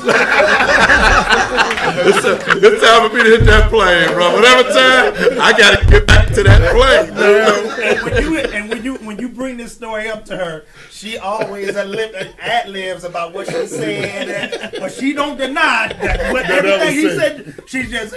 She says, You was ready. Huh? I was ready. Nebraska. I was my first and one. See, and their family, back to what he was saying earlier, their family is so close knit. You know, her thing. Every time I bring it up to her, she said, "Can you imagine all of us trying to get to Nebraska?" Because see, they going to every game. Well, not only that, she was cooking. Yeah. For the team. After every game, the team she cooked for everybody. Oh, and had man, I love food that sitting story. there waiting for everybody. So Her Benny Clark daddy, man, Mr. Jose Clark, baby, had them ribs and mom, man, pops, all of them, boy. He got a big family too. Family He too. was in Right. a situation. Yeah. And I was too, because I was the oldest. You know, he was about the youngest. Yeah, And I was next to the thinking about youngest. going to UCLA because my Mccray family is in LA. So I was thinking about going to UCLA. And then Larry Lee went out there. Irv Eatman went out there. See, people don't talk about them legends. Yep. Yeah, Irv Eatman and all them was out there. I said, man, you know, I go out there every summer. And I'll be honest, I didn't want to come back, you know, sometimes, because it was beautiful out there, you know. And I thought about Nebraska, too. Mm-hmm. All right. You know, recruiting was a little different now, you know. It was a little different, you know. So, you know, but I knew my mother couldn't get to games in California with my brothers and sisters, all my young. Keith, did you have a second school that you were really leaning towards? Yeah, well, actually two. I mean, outside of Ohio State, because I had a baseball, football scholarship everywhere I went, and my father's from Pittsburgh. Oh, and yeah. So they were, and you know, Dan Marino going to be a senior. They just won the Sugar Bowl. They beat Georgia. Herschel Walker them in the Sugar Bowl, and I had a great visit there. And you know, that's where when I went out of town as a kid, that's where I went, Pittsburgh. So I still got a ton of Byars in Pittsburgh. Okay. So they were 2, and 2A was Arizona State. Oh, yeah, because I'm a baseball player. Right. And they had the premier. Yeah, they had premier. You know, they always in the College World Series, and I had a great visit. You know, to Arizona State. Gerald Riggs, the running back for the Atlanta Falcons, was my host, and he was like, "Man, they're gonna take good care of you here." And I'm kind of like reading between the lines. I know what that meant, because I said, "Man, you're like my family. They can't get out there. Phoenix, Arizona, maybe once every 2 years. They ain't gonna be able to make it out here. Like, they're gonna be out here. Don't worry." They're gonna be here. Don't worry. Yeah, but if I had went there, me and Barry Bonds would have been in the same outfield. Wow. That would have been because they was like, do y'all hear that? What he just said? Man, he and Barry Bonds would have been in the same outfit. Wow. Yeah, I mean, because I love baseball. Right. As much as I love football. Yeah, those are my two sports. You know, I love basketball, but by the time I got to 7th, 8th, 9th grade, I'm like, I ain't got much height left. Right. That's it. You reach your peak on that. When I graduate high school, that's gonna be it for my basketball career. So let me get the most out of it. And only reason why I ran track, because, you know, people like Mccray wasn't out on the baseball field, and I'm going to the track meets, and Randy Wagner is like, "You out here at all the meets? You might as well you run. need to be running." I'm like, so he made me a deal I couldn't refuse. He said, "Well, you know, you ain't got to worry about coming to practice through the week because y'all got baseball practice and games. Just show up on the weekend." And you know, Mccray, no, y'all ain't gonna drop no baton. Y'all go on the side and work on baton change, and I need you to give me 100 yards. That's how it was. Okay. That's how it was. I popped it off. You know? I gave it to him. Yeah, so that's why, I said go on the stick, and he got it. Yeah. So Keith, I want to come back to you on this question. We talk about, you see on Sports Center they show at Ohio State, you running down the sideline, Right. one shoe on. One shoe. Yep. Who was that game against? Illinois. You know, that's probably the most that will outlive me. You know, that play, and that's a good thing. I mean, I just came back for the Buckeye Cruise for Cancer, and I can't tell you how many people come up to me talking about that play. About the shoe. You know, at the time, the horseshoe only sat 90,000 people. I know in my lifetime I've met over 1 million people that were there that day. I don't know how. Right. Somehow they were in the I wasn't stadium. there. I was home on the TV watching. You know, but that was, you know, a seminal moment in my career. And even to this day, people say, what happened? Was the shoe tied? Was it untied? Like, no, it's fully tied up. I don't know how it came off. Because you have some large feet. I do. You know, I do. You wear what size? 15 shoes. For a running back. For a running back. Yeah, and when I was the 4 years I was at Ohio State, there's only one guy's feet was bigger than mine. Remember Mark Harowitz? He had a pair of 17 and a halves. So you know how people come up to you, man, you got a big foot. They put their foot next to you all the time. So I used to only do that to Mark Harowitz. Man, look at your big old feet, man. You got big feet. Yeah, so, yeah, but that play would always, you know, go down in history, you know, for me, one of my best plays ever. And I can still hear my mother after the game. She said, "I'm so glad you didn't have a hole in your sock." Embarrassed me. I said, because you know, in high school that was a strong possibility. Yeah. But in college they got me covered, Mom. It was gonna be okay. You want to wear that same sock you wore last week? Exactly. Wow. Yeah, but you know, one other thing about, you know, when you talk about recruiting, you know, when we came out, we didn't have the star system. You know, I'm sure you guys get the question, what star were you when you come out? Yeah. We didn't have any stars. Yeah. And, you know, I know that's the thing of today, and that some kids get disappointed when they come out, well, they only got me rated as a 2-star, and that guy's a 4-star, he's a 5-star. Don't worry about all that, guys. Yeah. You know, go out here and enjoy the game and let the stars be what they be. Mm-hmm. You know, and that's, you know, a message I want to also put out to the kids. You know, your coach, one of your coaches, he's a Ohio State coach first, Lou Holtz, he has a famous acronym. He's talking about, you know, WIN, W-I-N. That should stand for what's important now. Okay. You know, and if more kids would practice that play high school football, instead of asking their coach, hey, man, I got any offers? Any letters come for me? Anything for me? Why y'all worried about Saturday? Friday night is special. Yes. Enjoy Friday night. You know, tomorrow, getting an opportunity to play on Saturday, it's only going to happen for very few people. You know, and then I always remind them, go back to your last year when you was in 8th grade before you got to high school. How many of those kids are still playing football now? Yeah. Probably 50%. And, that, you know, that's free. All you can do, you don't really cut in football unless you got a bad attitude. Mm-hmm. Just come out, work hard, you're going to make the team. You know, so enjoy Friday night. Get the most, that's what's important now is Friday night. You know, you can't replace it. You know, you'll be 40 years later, somebody come up to me and ask me about the Trotwood game. That was their last game they ever played. Last time they had the shoulder pads on. You know, and that's special. Right. You know, so if you would just worry about Friday night, it's going to be fun. Then the few players that get an opportunity to go to college, whether it's the Power 5 or, you know, a Division 3, enjoy Saturday. Right. Don't worry about, hey, what's my combines, what the scouts. Just enjoy Saturday. So that's how I really got through my whole career. What was important to me. I love Friday night. Mm-hmm. You know, love playing high school football. That's priceless. Right. You know, it doesn't compare to going to Ohio State because that's a different animal. Yeah. And then when I got to Ohio State, I loved everything about Saturday football, playing with my guys that I met in college that come from different parts of the United States. We're here together for 4 years, and that's priceless. And then very few of us get the opportunity to go play on Sunday. And now you're playing with guys from different colleges, from this, that, now. Y'all may be on together for a year. I mean, you look at every NFL roster, look at the team picture today, wait till look at next year's team picture and see all the different places, faces move.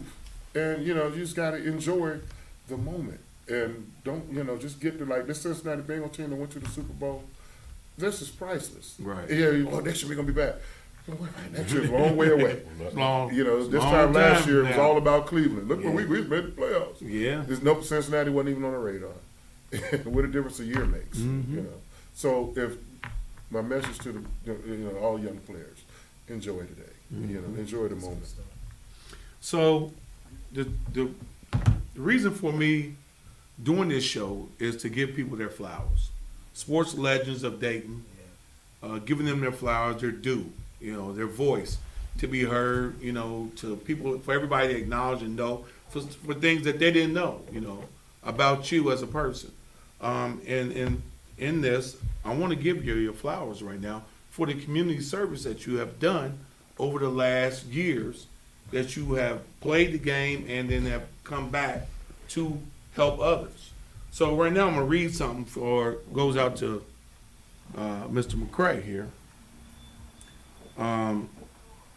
This is from a former player, Jerry Wagner. He said, "My coach, I will forever be indebted to Michael Mccray. He gave me a vision for my life, and the results of that vision produced a Division I football player, master's degree, husband of 20 years, father of 5, founder and pastor of Disciple City Church, mentor, discipled hundreds of men, and that's just the first quarter of my life. My coach, Cray." That's my boy Jay Wag. Love it. I had fortune to coach him and his 2 other brothers. And he came from a single family home. Mom was tough as nails. She had 4 boys. Wow. Leon, Jerry, Jeff, and Corey. Wow. And Jeff one of them special people in my life because I seen a young man that just needed somebody just to guide him. He was a good student, but he had this aggressiveness about him, and I just had to harness that aggressiveness. And, I always tell the story about me and Jerry. We had a game down in Whitten Woods, and I said something to him. He went off. He threw off his helmet, threw off his shoulder pad, jumped over the fence, and went in the stand. And so another young man got hurt, so I had to go to the hospital with him after the game. So the coach said, "What about Jerry?" I said, "Get on the bus, let him put him on the last bus. I can't live in Cincinnati." Right. So Saturday go by, I don't say nothing. Sunday I go to church, and on my way home they live on Riverview. I pulled up, his mother came out. "I told you they were crazy." She just going off on me. "Yeah, you and your son got into it, She just going off. Yeah. I said, "Tell him come on out." We just sat on the porch. And we just talked. We just chopped it up. I said, "What happened?" He said, "Man, I thought you cussed at me." I said, "Jerry, how many times have I cussed at you?" He said, "You don't cuss at me." I said, I might say shit, damn, and that stuff, but no cuss word that would make you respond the way you respond. He said, "I'm going to be honest, you the only father figure I have." And when you responded to me that way, I took it totally wrong. And I took it like my father was doing something to me. I didn't know how to respond to it. And from that point on, we grew and we just talked. And I said, "Man, you ain't being kicked off. Man, I hate these coaches saying he ain't following my rules, he ain't doing this, he got to go." He's 15, 14, 16, 17 years old. Yeah. They're going to make mistakes. Because you're going to make them at 20, you're going to make them at 30, you're going to make them at 40, and I still have not And met that gets more costly when you make the mistakes later on. Right. And I have not met the perfect person yet in our society. So I never used to give up on kids that much. And Jerry ran, he did some extra stuff, but I made it a teachable moment for him. Yeah. And it made our relationship grow, And even with growing with him, I grew with his brothers. Right. Because once Jerry respected me, Jeff respected me. And it just followed and suit. Everybody followed me because they knew I cared about them. Yeah. It's a lot of people, you ever hear people say, "I love them." I don't know if I love my players because that's a deep word until you build a relationship.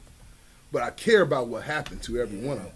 Okay, you don't need that relationship to say I care about you. Yeah. All right, that love, that's a, That's a powerful word. Yeah. But care is just as important as It is. love. Well, Because I'm going to do whatever possible Right. to make sure you successful. I'll say this, Mike. I started coaching with you right after Jerry. And I remember you helped me a lot as far as I was a young coach and helped me relate with young men. And I remember riding with you, and you were going over young men's houses. And you say care, I say love. Because for what you were doing at that time, that was all love. Because you got coaches now in 22 who don't even know where kids live. And you were pulling up in driveways, knocking on doors. That's where I got that from. Going, knocking on doors. Sitting down, talking to parents, letting them know, give me your child. I'm going to take care of your child like you took care of many. Kid needed shoes. Oh, I got them. You got them shoes. I got them some shoes. Kids needed something to eat. You got them something to eat. And that's, when you do that, and then kids, you turn around, you see a kid busting his ass for you, that's why. Because you're busting your ass for them. And not did you just do that coaching, you did that also as an administrator. You know, it was locked in. People see it, people saw it. You don't, that's just not the only story that a kid has talked about Mike Mccray. You got kids from Troutwood that you were the principal for 18 years. Assistant principal 18. Assistant, I'm sorry. Assistant. All right. But you would have thought you ran the building because the kids gravitated to you because you were so open to them and helping them. You would bring guys from the football team into your office. If Jeff or I couldn't reach them, you would bring them in your office and you would talk to them. You'd say, hey, I got them. I'll get them together. And you would talk to them. So that's, your flowers being imprinted just into the community itself, where people love you. Young people love you. Even to the day, you just went to the girls' basketball game just the other day and go down to the locker room after the game, and the girls are receiving you and accepting you for, thanks, Mr. Mccray. That meant a lot to those girls, those young ladies, for you to come to the game. So, I just want to give you your flowers for that, man, for everything that you've done in the community. And for me, but what people don't know is about your younger brother. That you... That's a good story. Steve Wright, Colonel White, basketball player, football player, baseball player, all the above. You took him into your home with your wife and your kid, and you raised Steve as that was your own son. I remember the story Steve talking about, and I'm going to talk to Steve about this later on because he's going to come on the show too. But I remember we're talking, and Steve was talking about Christmas, and he had not had a Christmas tree or received gifts before like that. And you gave him that, and you gave him that structure in life, and to look where he is now as an assistant coach at a Division I basketball program. To go where he came from, living in Westwood with your dad, really on his own, doing things on his own, and you helped him. So those are flowers to you, Mike. And I just want to add one thing, sitting here and listening to you, talk about Mike, and it's true. And Mike knew his purpose, and if more people realized their purpose, they would be happier. Part of his path wasn't necessarily going to have a 5, 10, 15-year career in the NFL. But those who knew Mike, growing up and then knew him in high school, knew him in college, and then after, and you find out what Mike Mccray is doing, everybody to it. I've never met anyone say, Mike's where? He's doing what? Oh, yeah, they got the right one.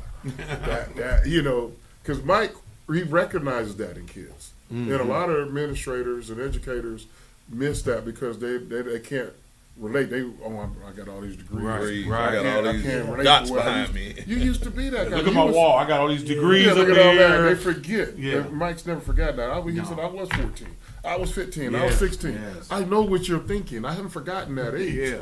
And that's just a shot of the fountain of youth when he's dealing with them daily, year in, year out. And, guys in college, what's Mike doing? He's a principal in Dayton. Oh, yeah, I can see that. Right. Like you said, he's the right one. By knowing your purpose, just think. Now, I know, what if the Detroit Lions would have held on to him you know what I mean, for a year. You know, Yeah. he could have took a totally different path. Yeah. You know what I mean? It certainly would have been delayed from where. Yes, and Some then kids we that he might still not likes have to text touch. messages like this. Right. You know what I mean? Right. So I mean, that kid is just one kid. You know, so, Right. And like I said, there's yeah, several there's so other many kids. more that you know. Yeah, Well, it increases his butterfly effect Yeah. yes. for all the people that basically are going to be catapulted off of you having this different avenue and to change lives. How man, many people definitely. that guy has went told stories about money? Right. And he's Right. made a He's difference in already other said lives. I've Right. talked to over Yeah. 100. He said, Yeah. and I've He said he's mentored Kids you'll never meet. hundred. Never And know. I love his brothers just like as much as I love him. I'm really, you know, You I said can't. care.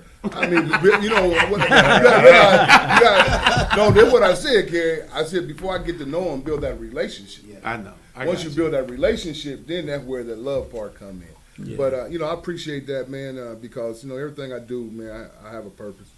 I But just everything wanna you do is not for. You're not doing it for. No, I don't need no accolades. You don't need all that. I don't need all that. I just like what I do, and I enjoy what I do, and I did. I do. You Did still and do. but in a different role. Yeah. But you know, I appreciate all that because you know, like Keith said, I was one of them kids, man.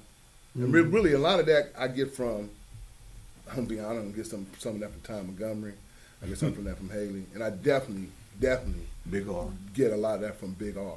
Because Big R didn't give up. Rest in peace, Big R. Big R never gave up on anyone. Anybody. Mm-hmm. Anyone. Okay? So, you know, I realized some of them people could have gave up on me because I was one of them kids. I would get in trouble.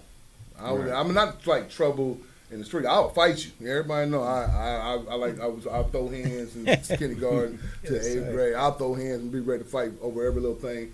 Talk back to teachers, you know. Now. And my mother and my grandparents were involved in my life. So, right now. you know, so you know, I will jump like that. But I would like to thank them people too. I would like to thank Gary Griffins and the teachers I had, Miss Titus and Miss James and you know, like Jim you said, Carwell, Dora Jim Carson. Carwell, you know, Dora Carson, all Ross. them because man, Ross was a family and that helped Right. me grow. Because Keith and them, I'm gonna be honest, I didn't really like Keith and them when I first got to Ross because they were grown. Freshman. I was a freshman and they were grown men. Walt and all them and Ike Thornton, they walked around there serious all the time. And me and Jeff was like free spirits. We was just like, okay, and then we was just as big and, you know, tall as them. So we were like, man, forget them, they Brother serious just all the texted time. about Jeff earlier. You know, we were just free, you know, but I needed that because I needed to calm down.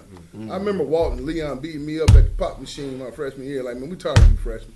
You walk around here like, they you know what I'm saying? They got tired of me trying to run the building, you know, like me and my freshman crew doing what we doing. That caught me down there, and that's when we had the pot with the great crush. And I heard them crushing that bad boy, it right in my head. You know, I don't have the records, but I about guarantee you, Dayton Public School will pull up their attendance records during those years. Rolf led. Because, you know, people would come to school sick. Because every day, it was just, like Mike said, it was a family atmosphere. I mean, like not going to school, not coming to school, why would you not want to be here? Right. You know, not only was the sports teams outstanding, the best in the state, but the administrators. We had kids in, you know, the Ivy League students. You know, Jeff Schulte went to Yale.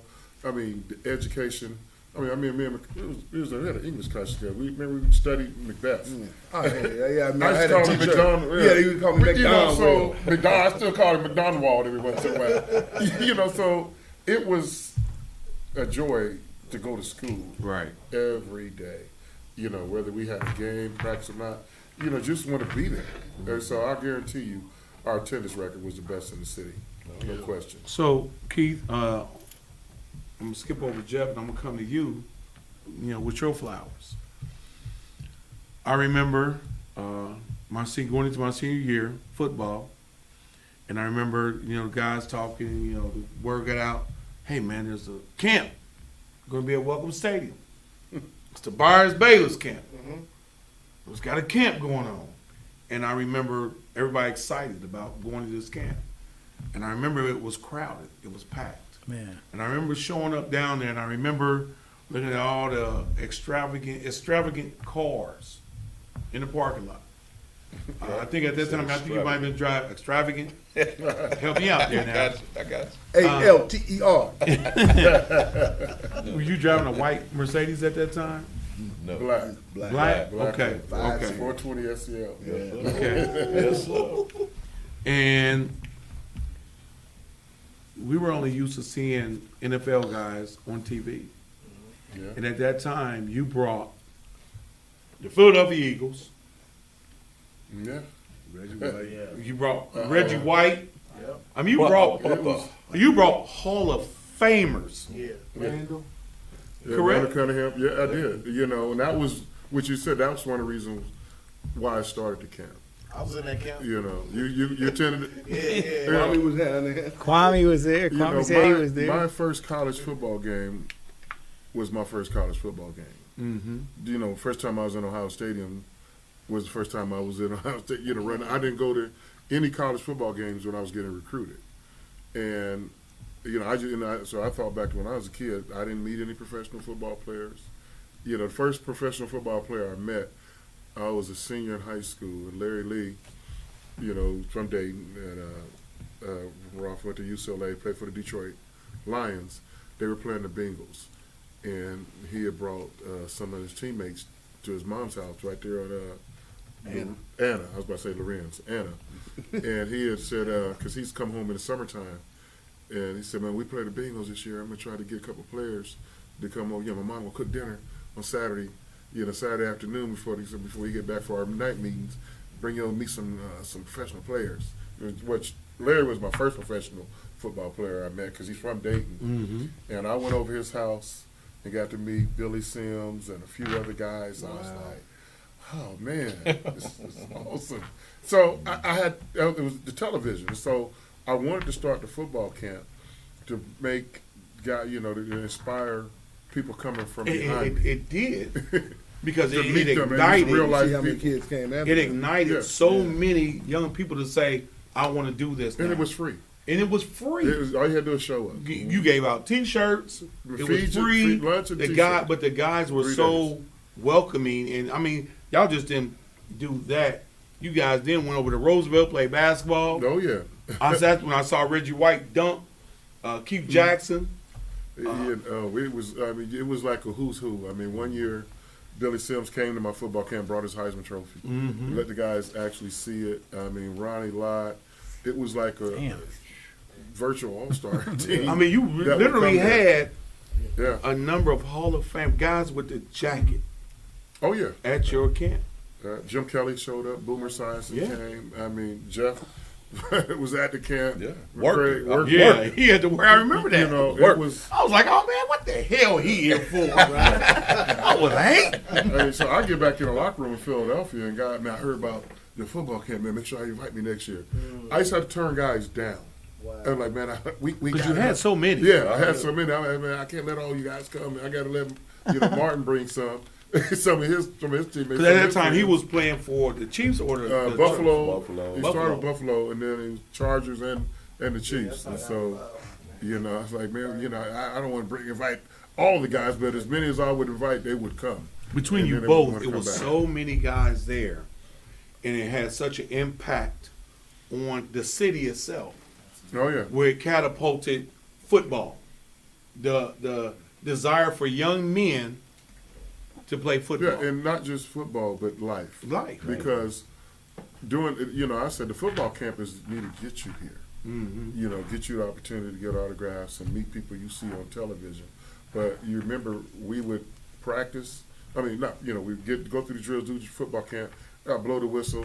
Hey, let's get together period. Yeah. And I would have somebody like Reggie White, Andre Waters. Come, let somebody tell your history, how you got here, and, your backstory. And I would take, say, you got about 10, 15 minutes, and then we'll do some more drills. That's called the get it together period. And the kids got a lot out of that, as well as the players got a lot out of sharing their stories. And I especially remember, Andre Waters. Andre is from Pahokee, Florida. It is country to get out.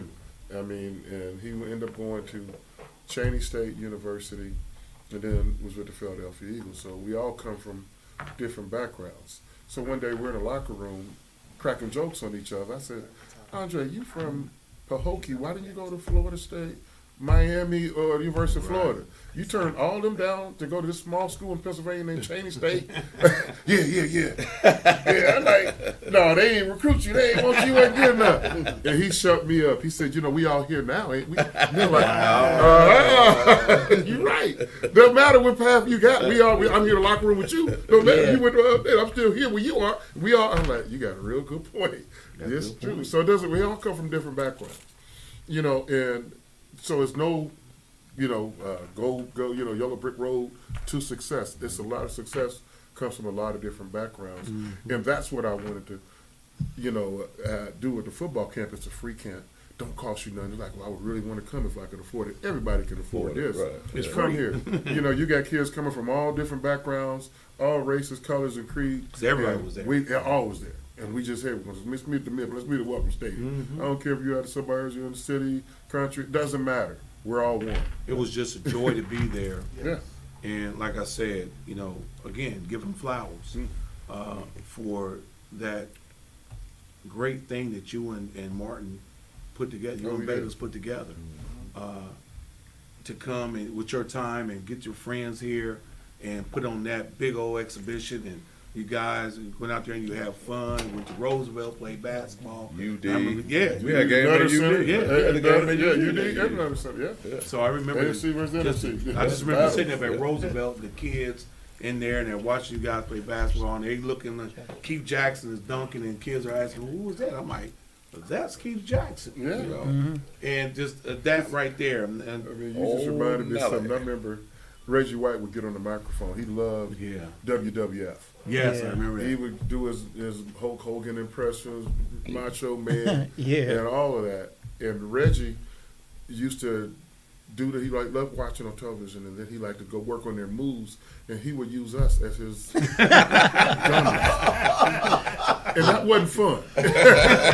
Legendary. You might come in to work and Reggie feel like ragdolling you. They would put you in the sleeper hole. I don't feel like playing, man. I don't care if you feel like playing. I feel like playing, so you play. You're going to play today. You're going to play today. I mean, he be sitting there holding you over his head, acting like he body slamming you. I'm a grown man, Reggie. I'm a grown man with a size 15 shoe, and you got me in the air. Yeah, so real quick story. One of my teammates, another running back named Anthony Tony, he used to come to the football camp too. We got tired of Reggie. We want to play, we'll play. But we don't feel like playing. And Reggie didn't care. So we said, we're going to get this big joker back. We're going to jump him. So he come into work on a Saturday morning, day before the game, everybody's more relaxed. And he walked by my locker, me and Anthony Tony's locker, and we just jumped him from behind. He's got, his suit in one hand, his bag in the other. Now we got him on the ground. And, he's like mad. Hey, man, get off me. No, man. We're holding him literally down. And Reggie said, hey, man, I told y'all quit playing. No, see, now you don't feel like playing. See, and then he got mad, dropped his bags, had me in one arm and he on his back, and started playing. You want to play now? Wow. And I couldn't get loose. And he's just laughing. I told you. I'm like, strong as ox. He don't know how strong he is. Yeah. He's like, I'm in the best shape of my life, and he's got me like a little kid in his arms. You're like, I quit. I'm like, I quit. Rich, we'll never do this again. Right. I was like, this dude he's just, I miss him every day. Every day, I don't think, I played in Philadelphia. They said that's a city of brotherly love. We were like brothers. I was like, you saw that at the camp. Yeah. We sit there, dog pound up. Because Pepper Johnson, I talked to him about that probably about 2 weeks ago.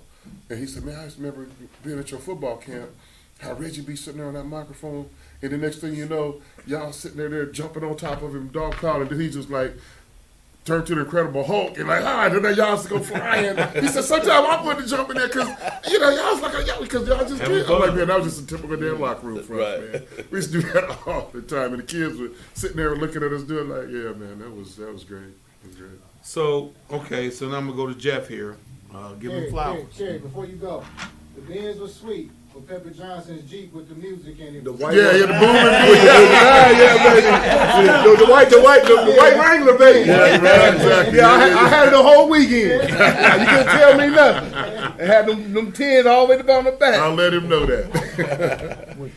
So I'll go to Jeff here, talking about giving flowers. And, you know, Jeff is a type of person that not going to say anything.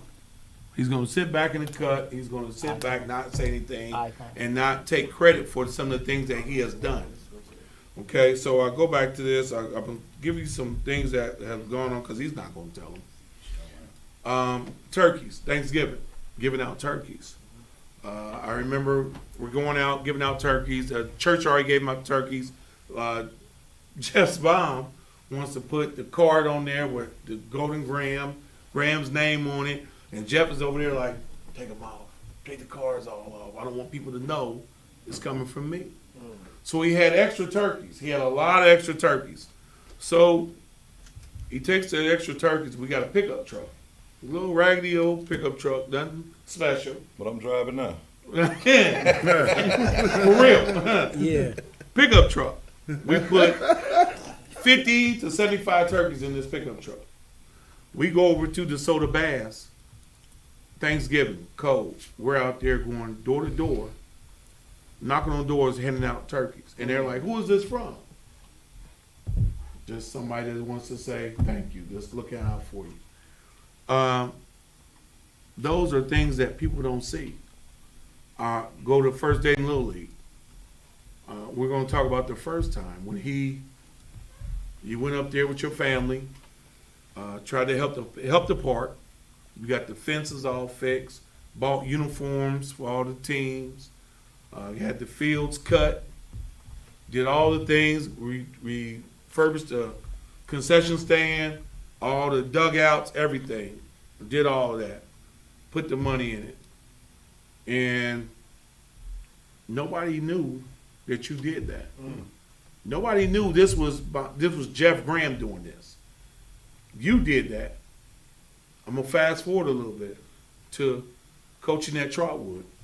When you Back up. He did something for me too. What's that? When I was at Colonel White, we had to change our uniform. What we had on at Colonel White was unacceptable by my standards and anybody else that had an idea of winning. All right, when you go out there with yellow pants on, we're not gonna do that. All right, yellow top and a yellow hat, looking like a pack of juicy fruit getting off the back of a yellow bus. People are not gonna be fearful of you. I had to do something different to change the culture of Colonel White. And one of the things I did, I reached out to Jeff. I asked Jeff to buy me some uniforms. And it was like no other. It wasn't like, how many, what's this, da-da-da. He said, cool, I got you. Just send me, da-da-da, get the order and send me the thing. And when I changed, went to the Vegas Gold and changed the colors and the uniform. And it changed the outcome from my team. My team felt better. They looked good, they felt better, they became something. And that was because of him. Right. And it was no hesitation in him. Right. All right. Okay. It was no doubt or nothing. You know. It was like, Mike, I got you. Cool. We got it. You know. So that's something that you didn't even know. I didn't know that took place. I didn't know that. So again, right. we're talking about a person who did not let people know that this was what he was doing. Right. So we go fast forward to now that he's taking over the job at Trotwood as the head football coach, and he reaches out to me and we're talking. He's like, okay, well, we got to do something. You know, we got to do more than just football with these kids. Let's teach them some community service. So, you know, you see me taking the kids down to the food pantry, and we're feeding the homeless, and he's calling me like, how many we got there? You know, but honestly, he's out in the parking lot, you know, watching, making sure the kids are in there. You know, everything's being run right. You can't tell all my because he did not want to be seen. He didn't want to be seen. He didn't want people to know this is him doing this. Yeah. Not only did we feed the homeless, we would get my lawnmower, my lawn equipment, and some other folks donated, and we would go out and we would cut vacant lots in Trotwood, pick up trash along 35 connector. He would have the kids out there, and we're out there doing this. Community service, your flowers. Fast forward again, we go to back to first day in Little League. First day in Little League gives him a call or reaches out to him or somebody reaches out. He calls me, hey man, we got to get up to first date and we got to paint the dugouts. We got to do this. We got to cut the grass. We got to fix these fences. And we go up there and we do this. Again, he does not want television coverage. He doesn't want anybody to know that we're doing this and that he's behind it and he's doing the pushing of this to happen. Tornadoes come, hit Trotwood hard, devastating tornadoes. The next morning, we supposed to have workouts. He says no. We're going in the community to help the people. So we're in the community, and we got kids, instead of lifting weights, they're lifting wood off of homes and cars, and we're cutting trees up, and we're out there working. Yeah. So we're talking about people giving their flowers and giving their due because he didn't want people to know. And getting him on this show, I thought was going to be the hardest thing, pulling teeth. Because, again, he doesn't say much. He just stands back. But he was late. You knew he was going to be late. He was probably on the parking lot then. Parking lot like, He was watching. yeah, he's probably talking to his mama like, she probably telling him, get your ass in there right now. So, Terry, I just want to interject. I want to know, Jeff, Friday night Yes, in the sir. fall, Yes. talk to me about the shorts. The shorts. Every Friday night, rain, sleet, or snow, you got shorts on and your slides. Alter baby. Where'd that come from? Well, I mean, I played in all cold states. Dayton, Ohio, Columbus, Ohio. Got drafted in Pittsburgh. Played in Chicago. Played in New York. You know what I mean? Played in Philadelphia. Right, okay. You know what I mean? Right. So I played in all cold states. So once you get used to that weather, and it's a mentality, you know what it is. Yeah. So once You the don't mind, it don't matter. It don't matter. Mind over matter. Mind over matter. Then once I got, then I got the coaches doing it, and we just started a tradition. I was doing it. We were and this doing it. guy right here. No, we ain't going to talk about We him. don't talk about this guy. He got dressed at halftime. Yeah, he got dressed at He and got cussed out for it. Yeah, you breaking the momentum. Mind over matter. You know what I mean? But, Kerry, I think something else people don't know, the relationship he had built with his players. Yeah. You know, it's a quiet relationship. It ain't a loud relationship. No, I You mean, know what I'm saying? You know what I mean by that? They know when to call, who to call, and he had private conversations with them. I done seen it. You know, it's good. They don't know. Some of our kids come out and hang out with us now. Yeah. They 25, 26 years old. They can come sit down and break bread with us and fellowship with us. And that's a testament to them and us, building relationships. He's a father to so many young men. So many young men who all didn't make great decisions, but yet he never judged you. Mm-hmm. He never passed judgment towards you for that mistake that you made. He just talked to you. And I learn a lot. I just sit back and I just watch, because I'm like his right hand. I'm his right hand, and I'm right there with him, and, he'll let me know. He'll bring me down, and I'm like, okay, I got you. It's the flowers due for so many things that he has done for so many young guys. Guys are just now becoming fathers, and they're calling him, look, JG, I got my baby. That means a lot to the community. And people don't see that. People don't see that because the boys don't tell that. But people don't see that, and it needs to be told. It needs to be seen. And I felt like I needed to be the person to tell it, that this is what he is doing. And I want to thank you because, first off, not only he's not just my head coach, and he reminds me of that sometimes. A lot of times you get out your lane, man. But he's my best friend. He's my best friend. Mike, my best friend. And so to have these two guys as your best friend, and me being a Michigan fan, because they let me have it. What's their nickname? The Michigan Cicadas? We see you about every 15 years. But I'm also a Buckeye fan, and they know that. They know that. They know I'm a Buckeye fan, too, because I watched them. There was no way I was going to watch a game and not cheer for them. I got Ohio State stuff at my house, and I got Michigan stuff at my house. I just grew up liking Bo Schembechler. That's really what it was. So, but I watched you and I supported you and I just you guys what you have done for the community as a whole, and inspired so many young men, the Derek Fosters, the Dante Lees, the William Houstons, Marco Cole. Man, you gotta realize the kids that came up after us. Man, it so started, many they guys. just took off. And we got Kelly relationships. Days, I mean, Yes, Dante still Lees. relationships. You Y'all got- still talk. Well, we're at a camp. Me and Jeff were at a clinic, and we're sitting there Big Daddy talking. Wilkerson. Big Yeah, Daddy. Big Daddy. And a guy walks by with a Georgia Tech coach and stuff on. I stopped him and talked to him, and I'm asking him about Marco, and he was like, "Man, Marco left." So I'm like, "Well, let me get him on the phone." I said, "Jeff, you know Marco left." Jeff starts calling Yeah, Marco. Michigan State now, right? He's at Yeah, Michigan State now. yeah. So just the relationship that Definitely. you all have, with all the younger guys that you have helped mentor or helped in some way catapult to where they are. I saw on here where Cody Latimer was on here, saying, hello to you guys. What's up, Cody? Cody? This it's a brotherhood that you have, of just big time football. It doesn't have to necessarily be Ohio State, but just with the guys to grow and get to another level. And I think the city of Dayton, should be saying thank you to you all. Definitely. I appreciate that. Appreciate it. Can I tell you one quick Michigan Yeah, story go real ahead. quick? Oh, Since yeah. you're Michigan, you mentioned Bo Schembechler. So, I grew up a diehard Buckeye, and then when they played Michigan every year, I'm taught to hate that guy. Mm-hmm. So my senior year, Bo Schembechler, Michigan, they've been sending me stuff and recruiting. They sent their the coach is responsible for this area out to recruit me, but I'm like, ugh, really? But it's okay. I'm gonna be taught to be respectful. The way my mother and father raised me. And then Bo Schembechler wants to come do a home visit. I'm like, Oh. Bo Schembechler? Oh. How you tell him no? Right.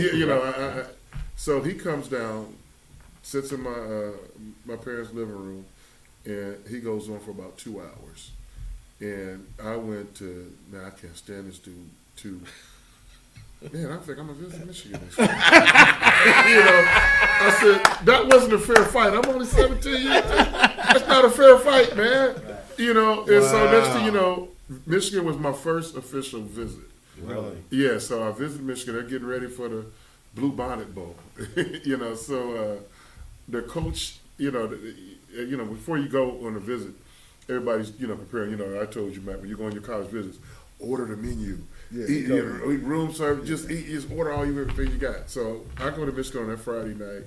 We go out to dinner, and the coach took me to get a porterhouse steak. I never even heard of a porterhouse steak. That's the biggest steak on the menu. So I had a porterhouse steak.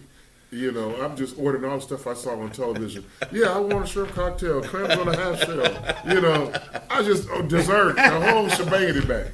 I eat all this food, and we're on our way back to the hotel. And I said, Coach, I think you need to pull over. Are you feeling good? Yeah, they pull over. So he's trying to get to the hotel. Those coaches at that time, even now, they drive real nice cars. Right. I think when we were at Ohio State, our coaches got new cars every 6,000 miles. Oh, damn. So real nice car. As soon as we pull up in the parking lot at the hotel, I open the door, and half of it's in the car, half of it's in the parking lot. Oh, no. So, y'all made me throw up, man. How could I go to this school? So I knew, even though Bo Schembechler had me in a little phase, I knew I was making the right decision. I had to get. I was only going to Michigan for a scouting report to know what I'm going to do with you guys for the next 4 years. You a spy guy. Y'all tried to poison me, man. I don't think they recruited you after that. They didn't want you no more. That's what I feel about you. That's crazy. I had a story about Michigan too. Me and John Willingham, people that know back in the 80s, me and John was together at He Raw. ended up going there. We was at Raw together, and then when they closed the schools, he went to Colonel White, and I went to Dunbar. He's a But policeman now. He's a policeman in L.A. He's doing good. We went to Ohio State camp. Me, him, and your cousin Sean. Yeah. We all rolled up there, and some things happened. So we said, okay, we're going to Ohio State recruiters. We go to Ohio State. They go Michigan recruiters. But Michigan wasn't really on me, but they was on John big time.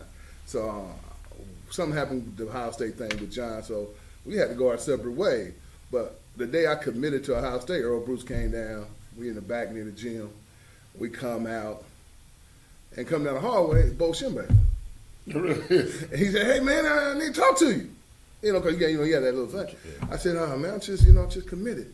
He said, "Man, I still need to talk to you." He said, "I still need to talk to you." Let's talk to you. He said, "Earl, you all right with me talking to him?" They were friends. Same coaching staff. And he said, but then I think, man, now me and John can go together to Michigan. But I wasn't no Ohio State big fan. I didn't really watch football until maybe 8th grade. Cause Friday, I was outside. Right. Okay. Right. I didn't want to sit. Saturday, I'm outside. So I didn't really, I was Southern Cal guy. Mccray's and families out that way. I was Southern Cal. I watched Ohio State, but I didn't really watch a lot of sports. You know what I'm saying? So I wouldn't really, okay, I didn't really care if I went to Ohio State or not. I wouldn't say track meets. I'm like, okay, nice place, whatever. But I almost flipped there. On that recruiting. And I'm gonna tell the story. Me, Keith Wynn, some Raynard Glover. Oh boy! I gotta tell this recruiting story. We went to see Kentucky, visit Kentucky. The only reason we went, because Kentucky was #1 basketball team in the country, and Houston was #2. The Five Slammer Jammer. They had Elijah Wild and Franklin. So we said we're gonna go. We all went down after the game, got in Keith's parents' car, and we go down. All right, and you talking about the food thing, right? So Rump Arena connected to Hyatt Hotel. Mm-hmm. They have brunch. I ain't never seen no brunch. So what kind of this brunch? Okay, I'm brunching. I'm watching people move around, so you got to figure this stuff out by yourself. Okay, now y'all expose them kids to that now. Just y'all expose them to that. Y'all do things with them where they can see that. I walk in with a brunch, and I see people getting in line, and first time I had an omelet that I ordered. I said, "Man, how much does omelet cost?" He said, "No, everything free. Just you didn't do your order." I said, "Okay." He said, "What you put in? You trying to speak soft to put that." And I put some what you call that fish? Salmon. I'm not salmon. That's they go on pizza. They go on pizza. Anchovies. I said, "Put that." I said, "Put that on there." Put everything on it. Man, I eat that money. Anchovies killed my man. I said, "Man, he said, man, to the coach, man, you can get another one. I said, "Don't get that anchovy stuff." So I ate everything all day long. You know what I'm saying? I've been through that too. But me, Keith, and Raynard had a great time, man. And we got to see Elijah Wild and everybody else. They say, "You want to go to the locker room?" I want to go see Elijah Wild. Sam Bowie, Turpin, Kenny Walker. Yeah. But I didn't want to go to Kentucky locker room. Right. Cal Macy there? No, he was gone. But we got them. Them things, man. You learn some things. Like you said, he was my host when I went to Ohio State. And guess who my host was? Yeah. The Dave connection. Right. Who stole the van? Who'd you have? Who stole the van? Who stole the van? I stole the recruiting van. I stole the recruiting van. Yeah, I did. Move out the way. Give me them keys. I put them out. They had to come get me at the party to get the keys. But y'all hear this? He stole the recruiting van. We had a good no. That was Derek Foster in them, wasn't it? Was that Derek now? I think that was Derek in them. Is Derek still on here? Is Derek Foster? Was that you? Derek Foster. It could have been Derek. It was Derek and old boy from Benny. No, Benny's still on. But that's another story. But Keith, he right. He told me when we went, I went to a big old tower and went to some highlights and order everything. Here go Derek right here. Who stole the recruiting van? Was that your class? Who did what? Who stole the recruiting? He was on his visit. Was you on your visit? Was you on your visit when Mccray stole the recruiting van, or the JG? No. Yeah. All right. Yeah. Mccray stole it or JG stole it. Mccray stole it or JG stole it. He just throwing you all under that bus. You stole the recruitment. I said I did it. That's Derek Foster. That's Derek Foster, defensive end, Ohio State, number 94. They committed the in next your day. program. They all committed. They all committed. They all committed. They all committed. They all committed that Sunday. Okay. All right, I hit you back. They all committed. So thank you for stealing that van. Right. Oh man, they had a great night. Said worth it. Now talk about good food. On Friday night at the Golf course. Oh yeah. Pre-game meal. Pre-game meal. On Friday night. They took care of Man, it. you talk about the pecan roll. the pecan roll. Oh man. Hey man, I can't find it. I've been trying to They find won't serve it. it during football season. I just went to the golf course and asked for them. They said we only do it for the football team. Only for the football team. Only for the football Only team. the football team. Wow. Yeah, What is high energy? What was that place? Oh, it was a Nightclub. nightclub. Man, we went. Listen, man. Like I tell Kerry be like, man, these kids don't do this and that, and they ain't high school. I said, Kerry, they just like me. After the game, I want to talk to some girls. All right, they gonna be little like we were. All right, sure. Oh, we played and had a good time with the school, and then we went out. We drank water, cranberry juice, Orange juice. yeah, orange juice. Yeah, nice beverages. That's what y'all had. Orange juice. So, I did, for sure. No, you keep for sure. Sure, I did. But you know what? I gotta say something. I'm gonna do a shout out to Pepper Johnson. With Keith, Pep was roommate, and me and Pep played the defense together. And Pepper Johnson, I'm gonna be honest, like took me like I always consider myself a little brother. Yeah. It just took Pep, you know. to this day. To this day, I don't care. You know, he down to coaching at IMG, but you know, I looked at him. I looked up to him, and man, Pep was like, "Come get me. Pep was a wild boy. Let's go." You know, Pep from New Jersey? no, Detroit. Detroit, baby. Detroit. He's Okay, Detroit. I'm sorry. I'm sorry. Detroit. Motor You know, City. Motor City. You got to realize how Who was from New Jersey? The defensive end when them. Alonzo Spellman. Alonzo Spellman. Spellman. Okay. But yeah, but Pep, I got to give a shout out to him and Absolutely. Key. You know, I already tell the story, man. What about your roommate? Man, which one? I had so many of them. You know which one. What you talking about? Chris and all them, Dwayne, Rogan. Chris Carter. Yeah, man, you're a great guy, man. You're a great guy. That's my boy. Me and Chris, you know, we was rivals, you know, in high school. We used to go at it. All right, he's a good guy. All right, but, We're going to leave it at that. No, great guy. For Okay. real. But you know, we had a relationship different than what me and Key. All right, Key flew me to Philadelphia one time when I was still in college. So I go take him to practice, and he gets out the car. I'm like, okay. Yeah, I'm driving a Mercedes, dude. I ain't never drove a Mercedes. He said, man, take him. Should come back and pick me up from practice. So I'm 22, 21 years old right now in Philadelphia in a Mercedes. The biggest one, not the little one. The biggest one. And he just got out like, okay, Here, man, go ahead. Yeah, go on, Mike. I'm like, what the heck gonna do with this Mercedes? Man, I ride around, man. Yeah. You can't tell me nothing. I had the sunroof open. I ain't had nowhere to go. I ain't know nothing. Well, you know how that is, because Yeah. hell, he gave us the keys to the Bentley. Jeff did, was like, here, go. So, you know, I understand that. I mean, but that's just the relationship, you know, we built over time. And I hope we can get other young guys to do this, get together and have a relationship with these guys. Because we got kids still going to school. We still got guys that still doing what we doing now 40 years ago. And they need to be able to hear from us and have that fellowship. We don't. I know y'all think we know everything. It ain't that we know everything. We smarter than you. We just had a little bit more experience than you. A little bit All more right? seasoning. And we don't want you to get mad and think, you know, we telling you everything. But we just been through some things, and you know, you're gonna make your own decision. All right, but this is a thing for.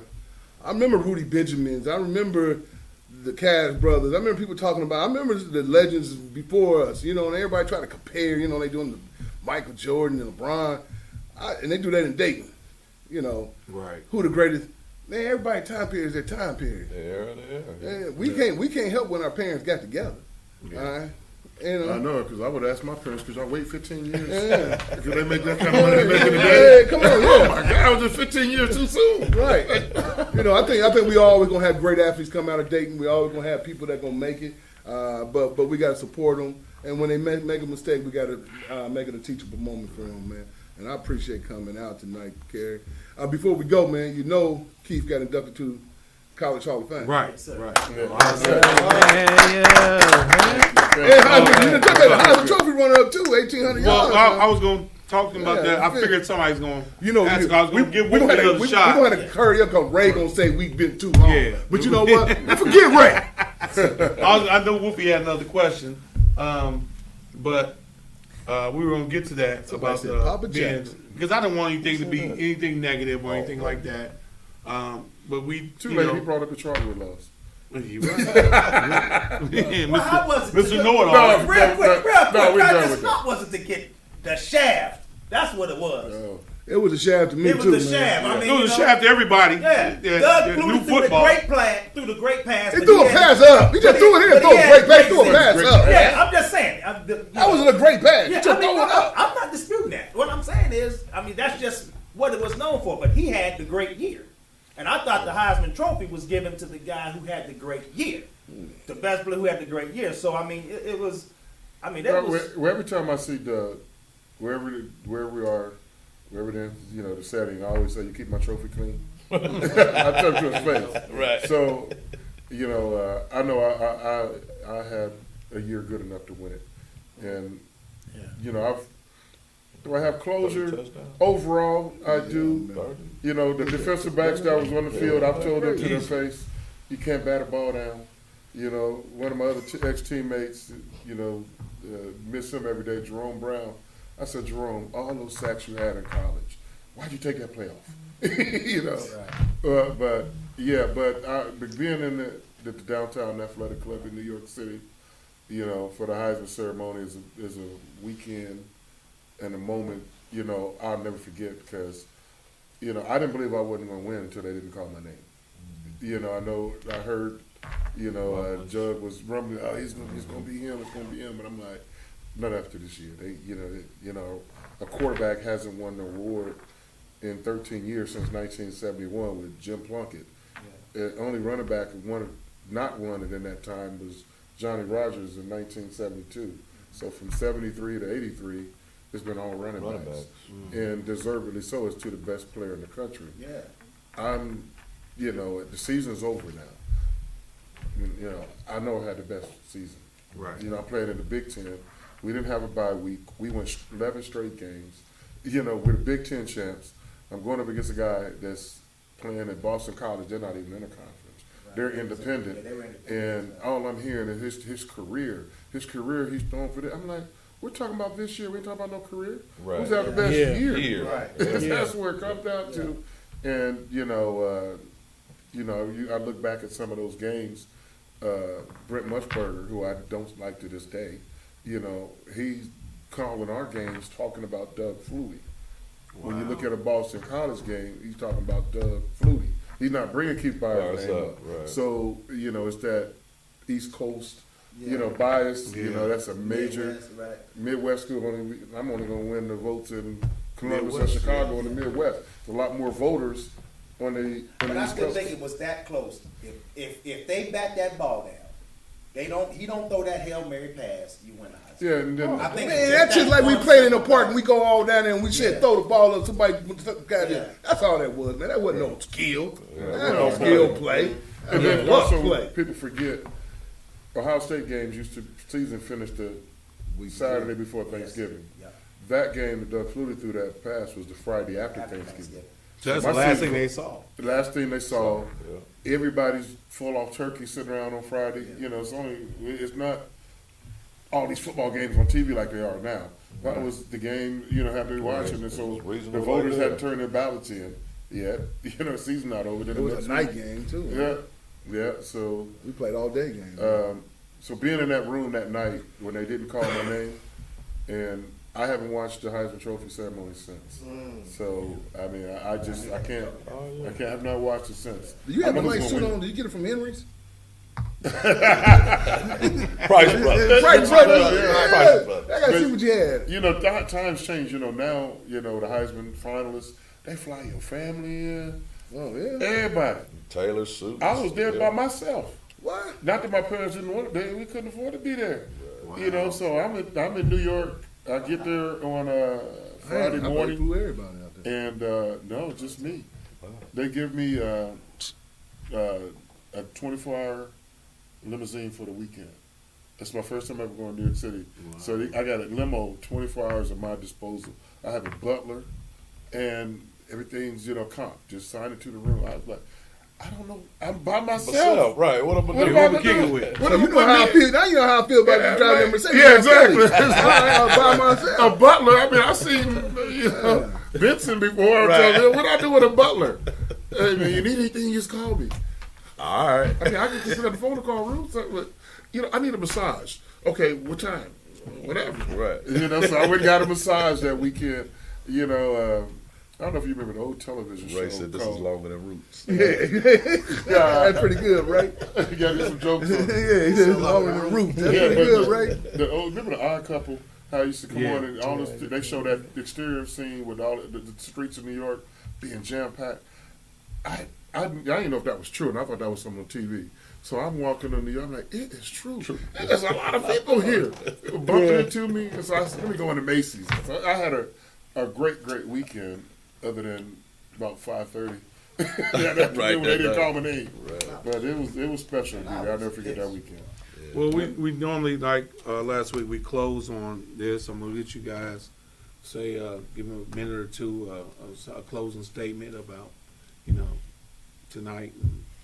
Man, What about the Juwan Howard situation? I thought we were going to touch on that too.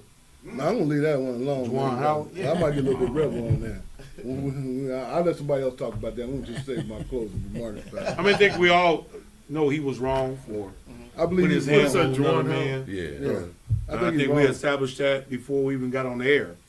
He was wrong, but we do feel like he should be suspended, but not fired. Yeah, I mean, And I think the the head coach of Wisconsin should have got half of what they Right. gave Jerome. Exactly. Juwan. Right. You can give He him should got 5, suspended. give him 2 to 3 games. Yeah, he You're going should to got fine him 40, fine him 20. 20. Right. Yeah. Now these are Ohio State guys who are agreeing that a Michigan guy shouldn't be fired. So that's I mean, No, I'm about fair. Yeah, I'm about fair. fair. I believe I'm people about make fair. mistakes. Yeah, I believe people make mistakes, and you can turn it into a teachable moment. Yeah. Do you want to make him better? You don't. If you don't let him stay, he can't get any what is better. it? 3 years on the job? Right. I mean, this could be. This might be one of the things to push him forward to be Exactly. something else. Yeah. So mean, it's a shoot. lesson learned. I mean, what about all the things that Bobby Knight did? Yeah, I I thought thought about the about same that thing. too. Seriously, I bro. thought about Are you that too. serious? Yeah, we got other coaches now. Yeah. Don't think some of them Duke coaches ain't done some Absolutely. things like Coach that. K ain't never did nothing. Okay. Well, I think Nothing. you're allowed to beat on your own players and abuse them, but don't do another coach like that. So I mean, there's always some things. 2019. Oh, yeah. Yeah, since 2019. So, Mike, give me your closing. I'd like to thank you for having us. I love my city. I always have. I know we always gonna have some differences, and that's okay. But when you have differences, you learn from when you go forward. I love what I do for the last 30 years in education. My mother told me something a long time ago when I got in education. She said, make decisions best for kids, not make what's best for the adults. And I live by that, and it's a very simple thing. Okay? And my mother told me that, and I appreciate her. She's an educator. I got 2 sisters educated, and I appreciate my family and everybody. This friendship that I grew over the years, sometimes I can be difficult. Amen. People think they call me Mr. Reality because I keep it so real sometimes, but it's just my personality. But I care about others and care about the city. I hope these young people, understand what their role is in the next generation. Because some people I went to go see, Marshall Parks. Y'all don't know nothing about no Marshall Parks. Some of the other guys I used to look up to back in the day.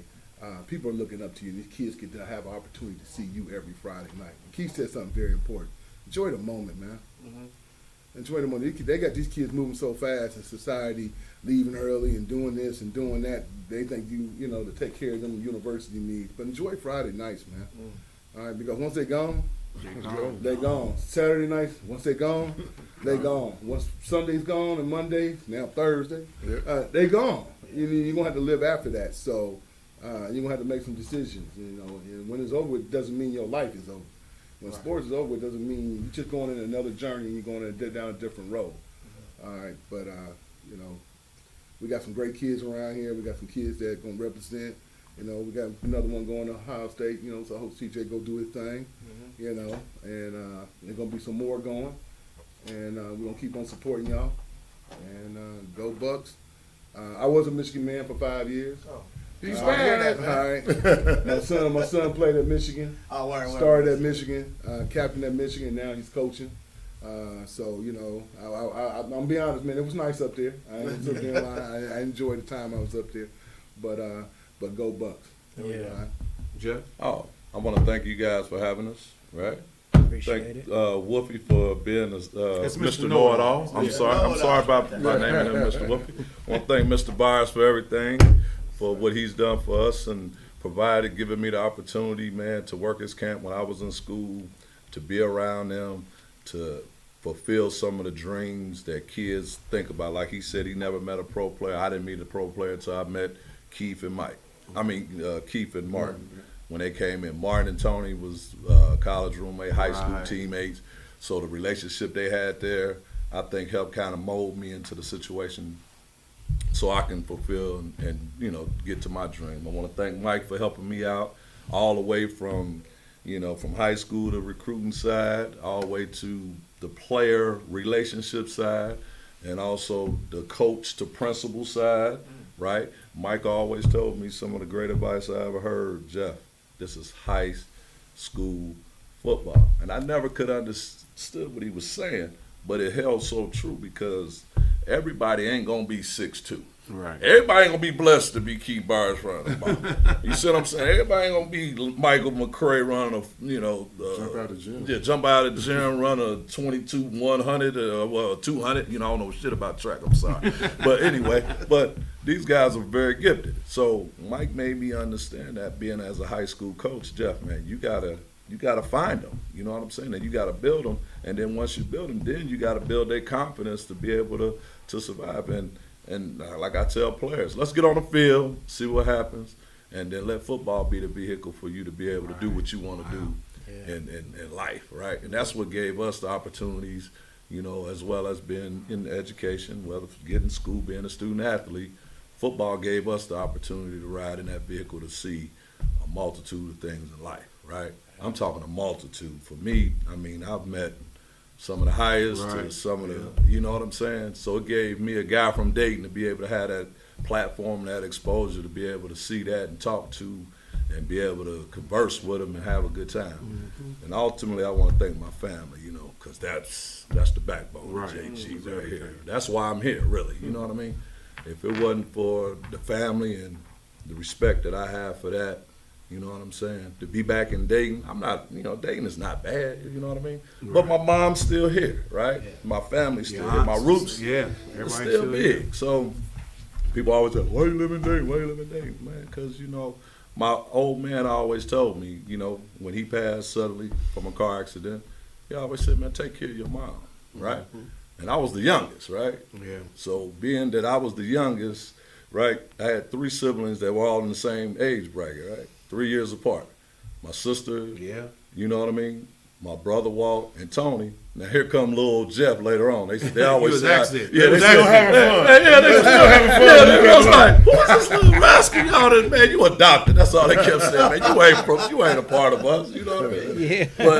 But that's what I love about my family, man. I wouldn't trade nothing in the world for that opportunity to always be there for them.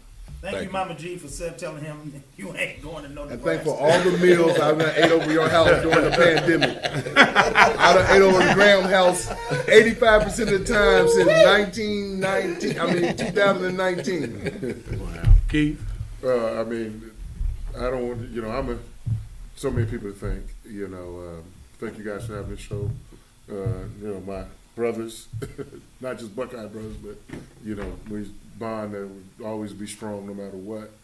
I mean, I just think back, you know, I'm a second generation PK, preacher's kid. You know, I grew up in the church. My grandfather was a pastor in Pittsburgh. You know, my father was a preacher.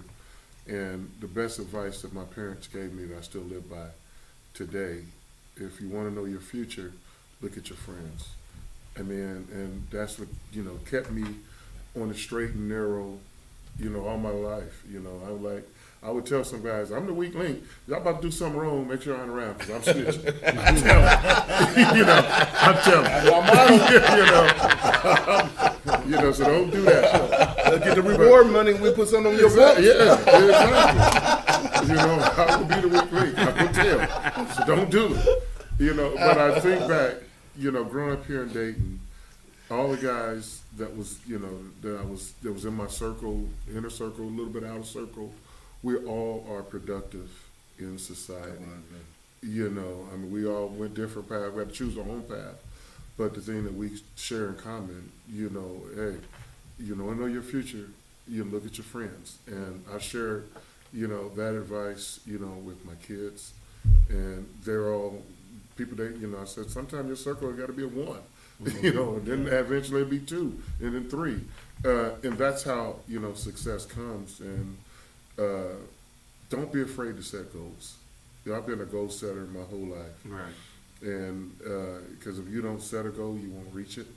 And when I realized, you know, I had dreams all the way through, and you don't stop dreaming. You know, my ultimate dream was to play professional sports when I was a kid. I didn't know what it was going to be.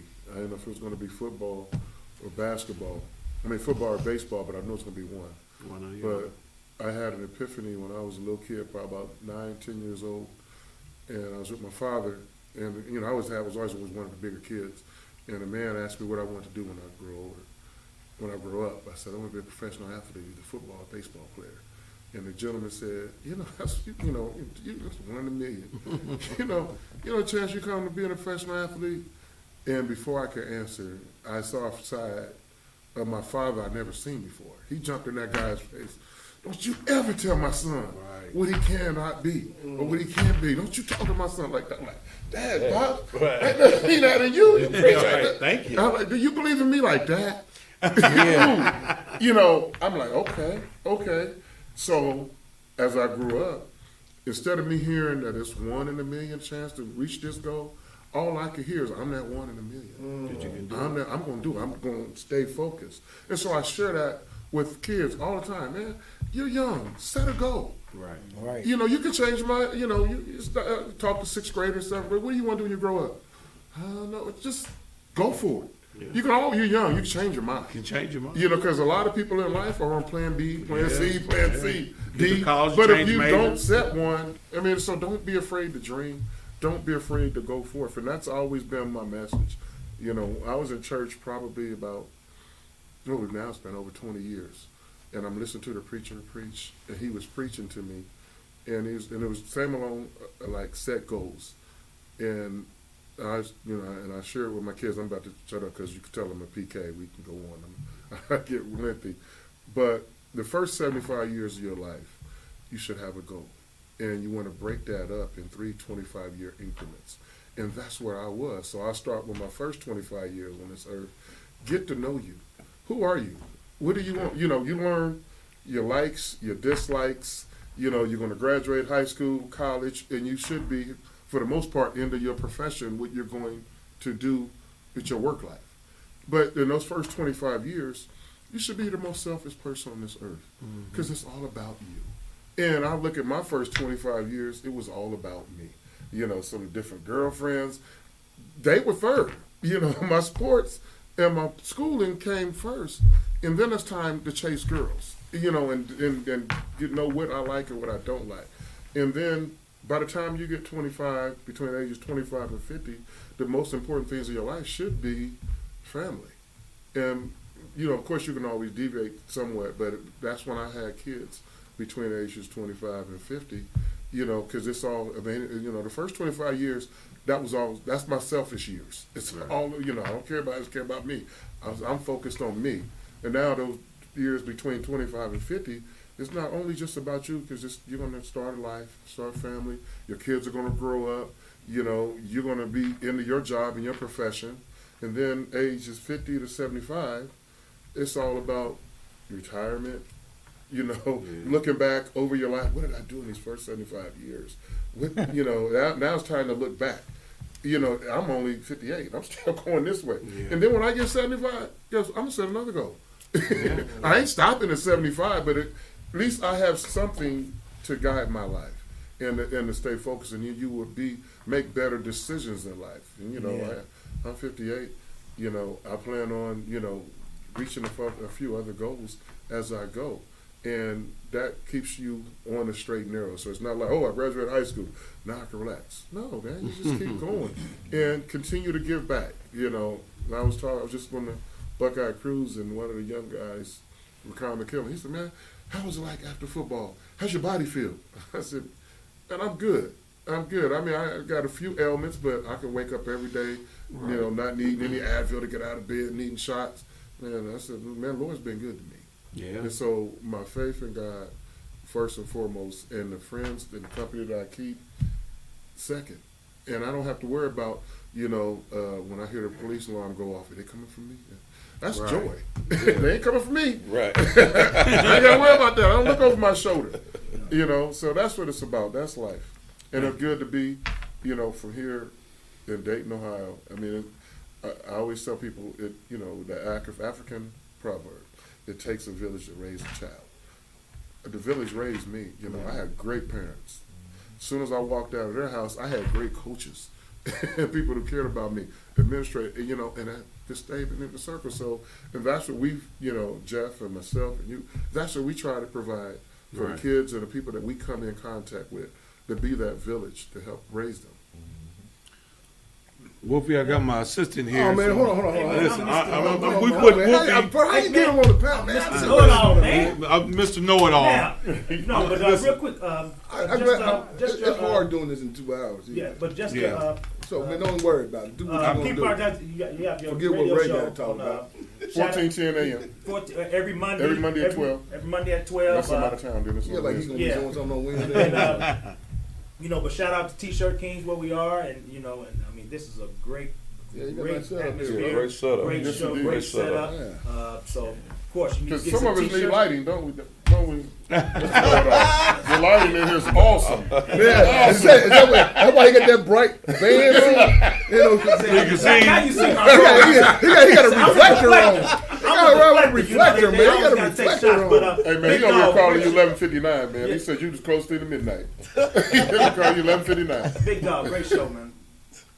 Thank you. Yeah, man. I We love you, appreciate you, K. First off, I want to thank these gentlemen for being here, taking their time out of their day to come in here and chop it up with you all, the viewers. I thank my guy Smed, Peanut, my fact checker, who gets me all the information I need. But like you said, Smed has a great setup here. Smed is also gold for your mouth, so if you want some golds in your mouth, some platinum, whatever, Yeah. Smed can take care of you. If you need a t-shirt made in 30 minutes, 25 minutes, or even 15 minutes, Yes. Smed can take care of you. That can be in bulk or just one shirt. He can take care of you. So come up here and give Smed your business because he's giving back to our community 10 times fold. So again, I want to thank these guys for being here. I want to thank Miss Porter for making my hoodie. God can do anything, and he can, because he's blessed me to be able to get on this platform and bring you the Dayton legends, the sports legends of Dayton that have given back to the community and made our community better. So I thank you, Miss Porter, for my sweatshirt. I thank Wolfie for being here with me. Mr. Know-it-all. Mr. Norton. Well, the show's over, so we're back being Wolfie now. Okay. So wait. That's Hutch's Dwayne. That's Hutch's little brother to me. Dwayne Hutchinson. I want to thank That's him. Hutch's little brother. And I want to thank all the viewers again. I want to apologize because I want you all to know this is a live show. This is not broken down and edited. This is all live. So sometimes we're going to go past the talking points and what we're talking about. But I think if you sat back and you watched it, you were entertained. Amazing. And you got a lot of understanding of the Buckeyes. So I thank you. Our next week's guest will be Coach Maurice Douglas, Springfield Wildcats. Yes, sir. Former Trotwood Ram, state champion, Coach Mo Doug. He will be in the house. So I hope to see you all next week. So he coming here by himself? He's coming by himself. Oh, okay, all right. He's gonna come. I'm gonna try I and love the fuck out, but I would might have my own platform. You see how he leaned back? Yeah, he want his own show. He want his own time. Always come back to I might try and get Smoot come in here with him or Rosie Mutes over at Wayne. Smooth ain't gonna say but 4 words. He ain't gonna say much. We gonna sit here and look good. What my That's what we gonna do. chicken? What my chicken spaghetti at? JG.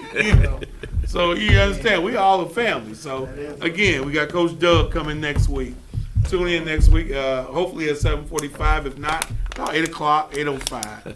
You know. So again, thank you, and thank you again, Smed. Man, no And problem, God bro. bless you all. Love you.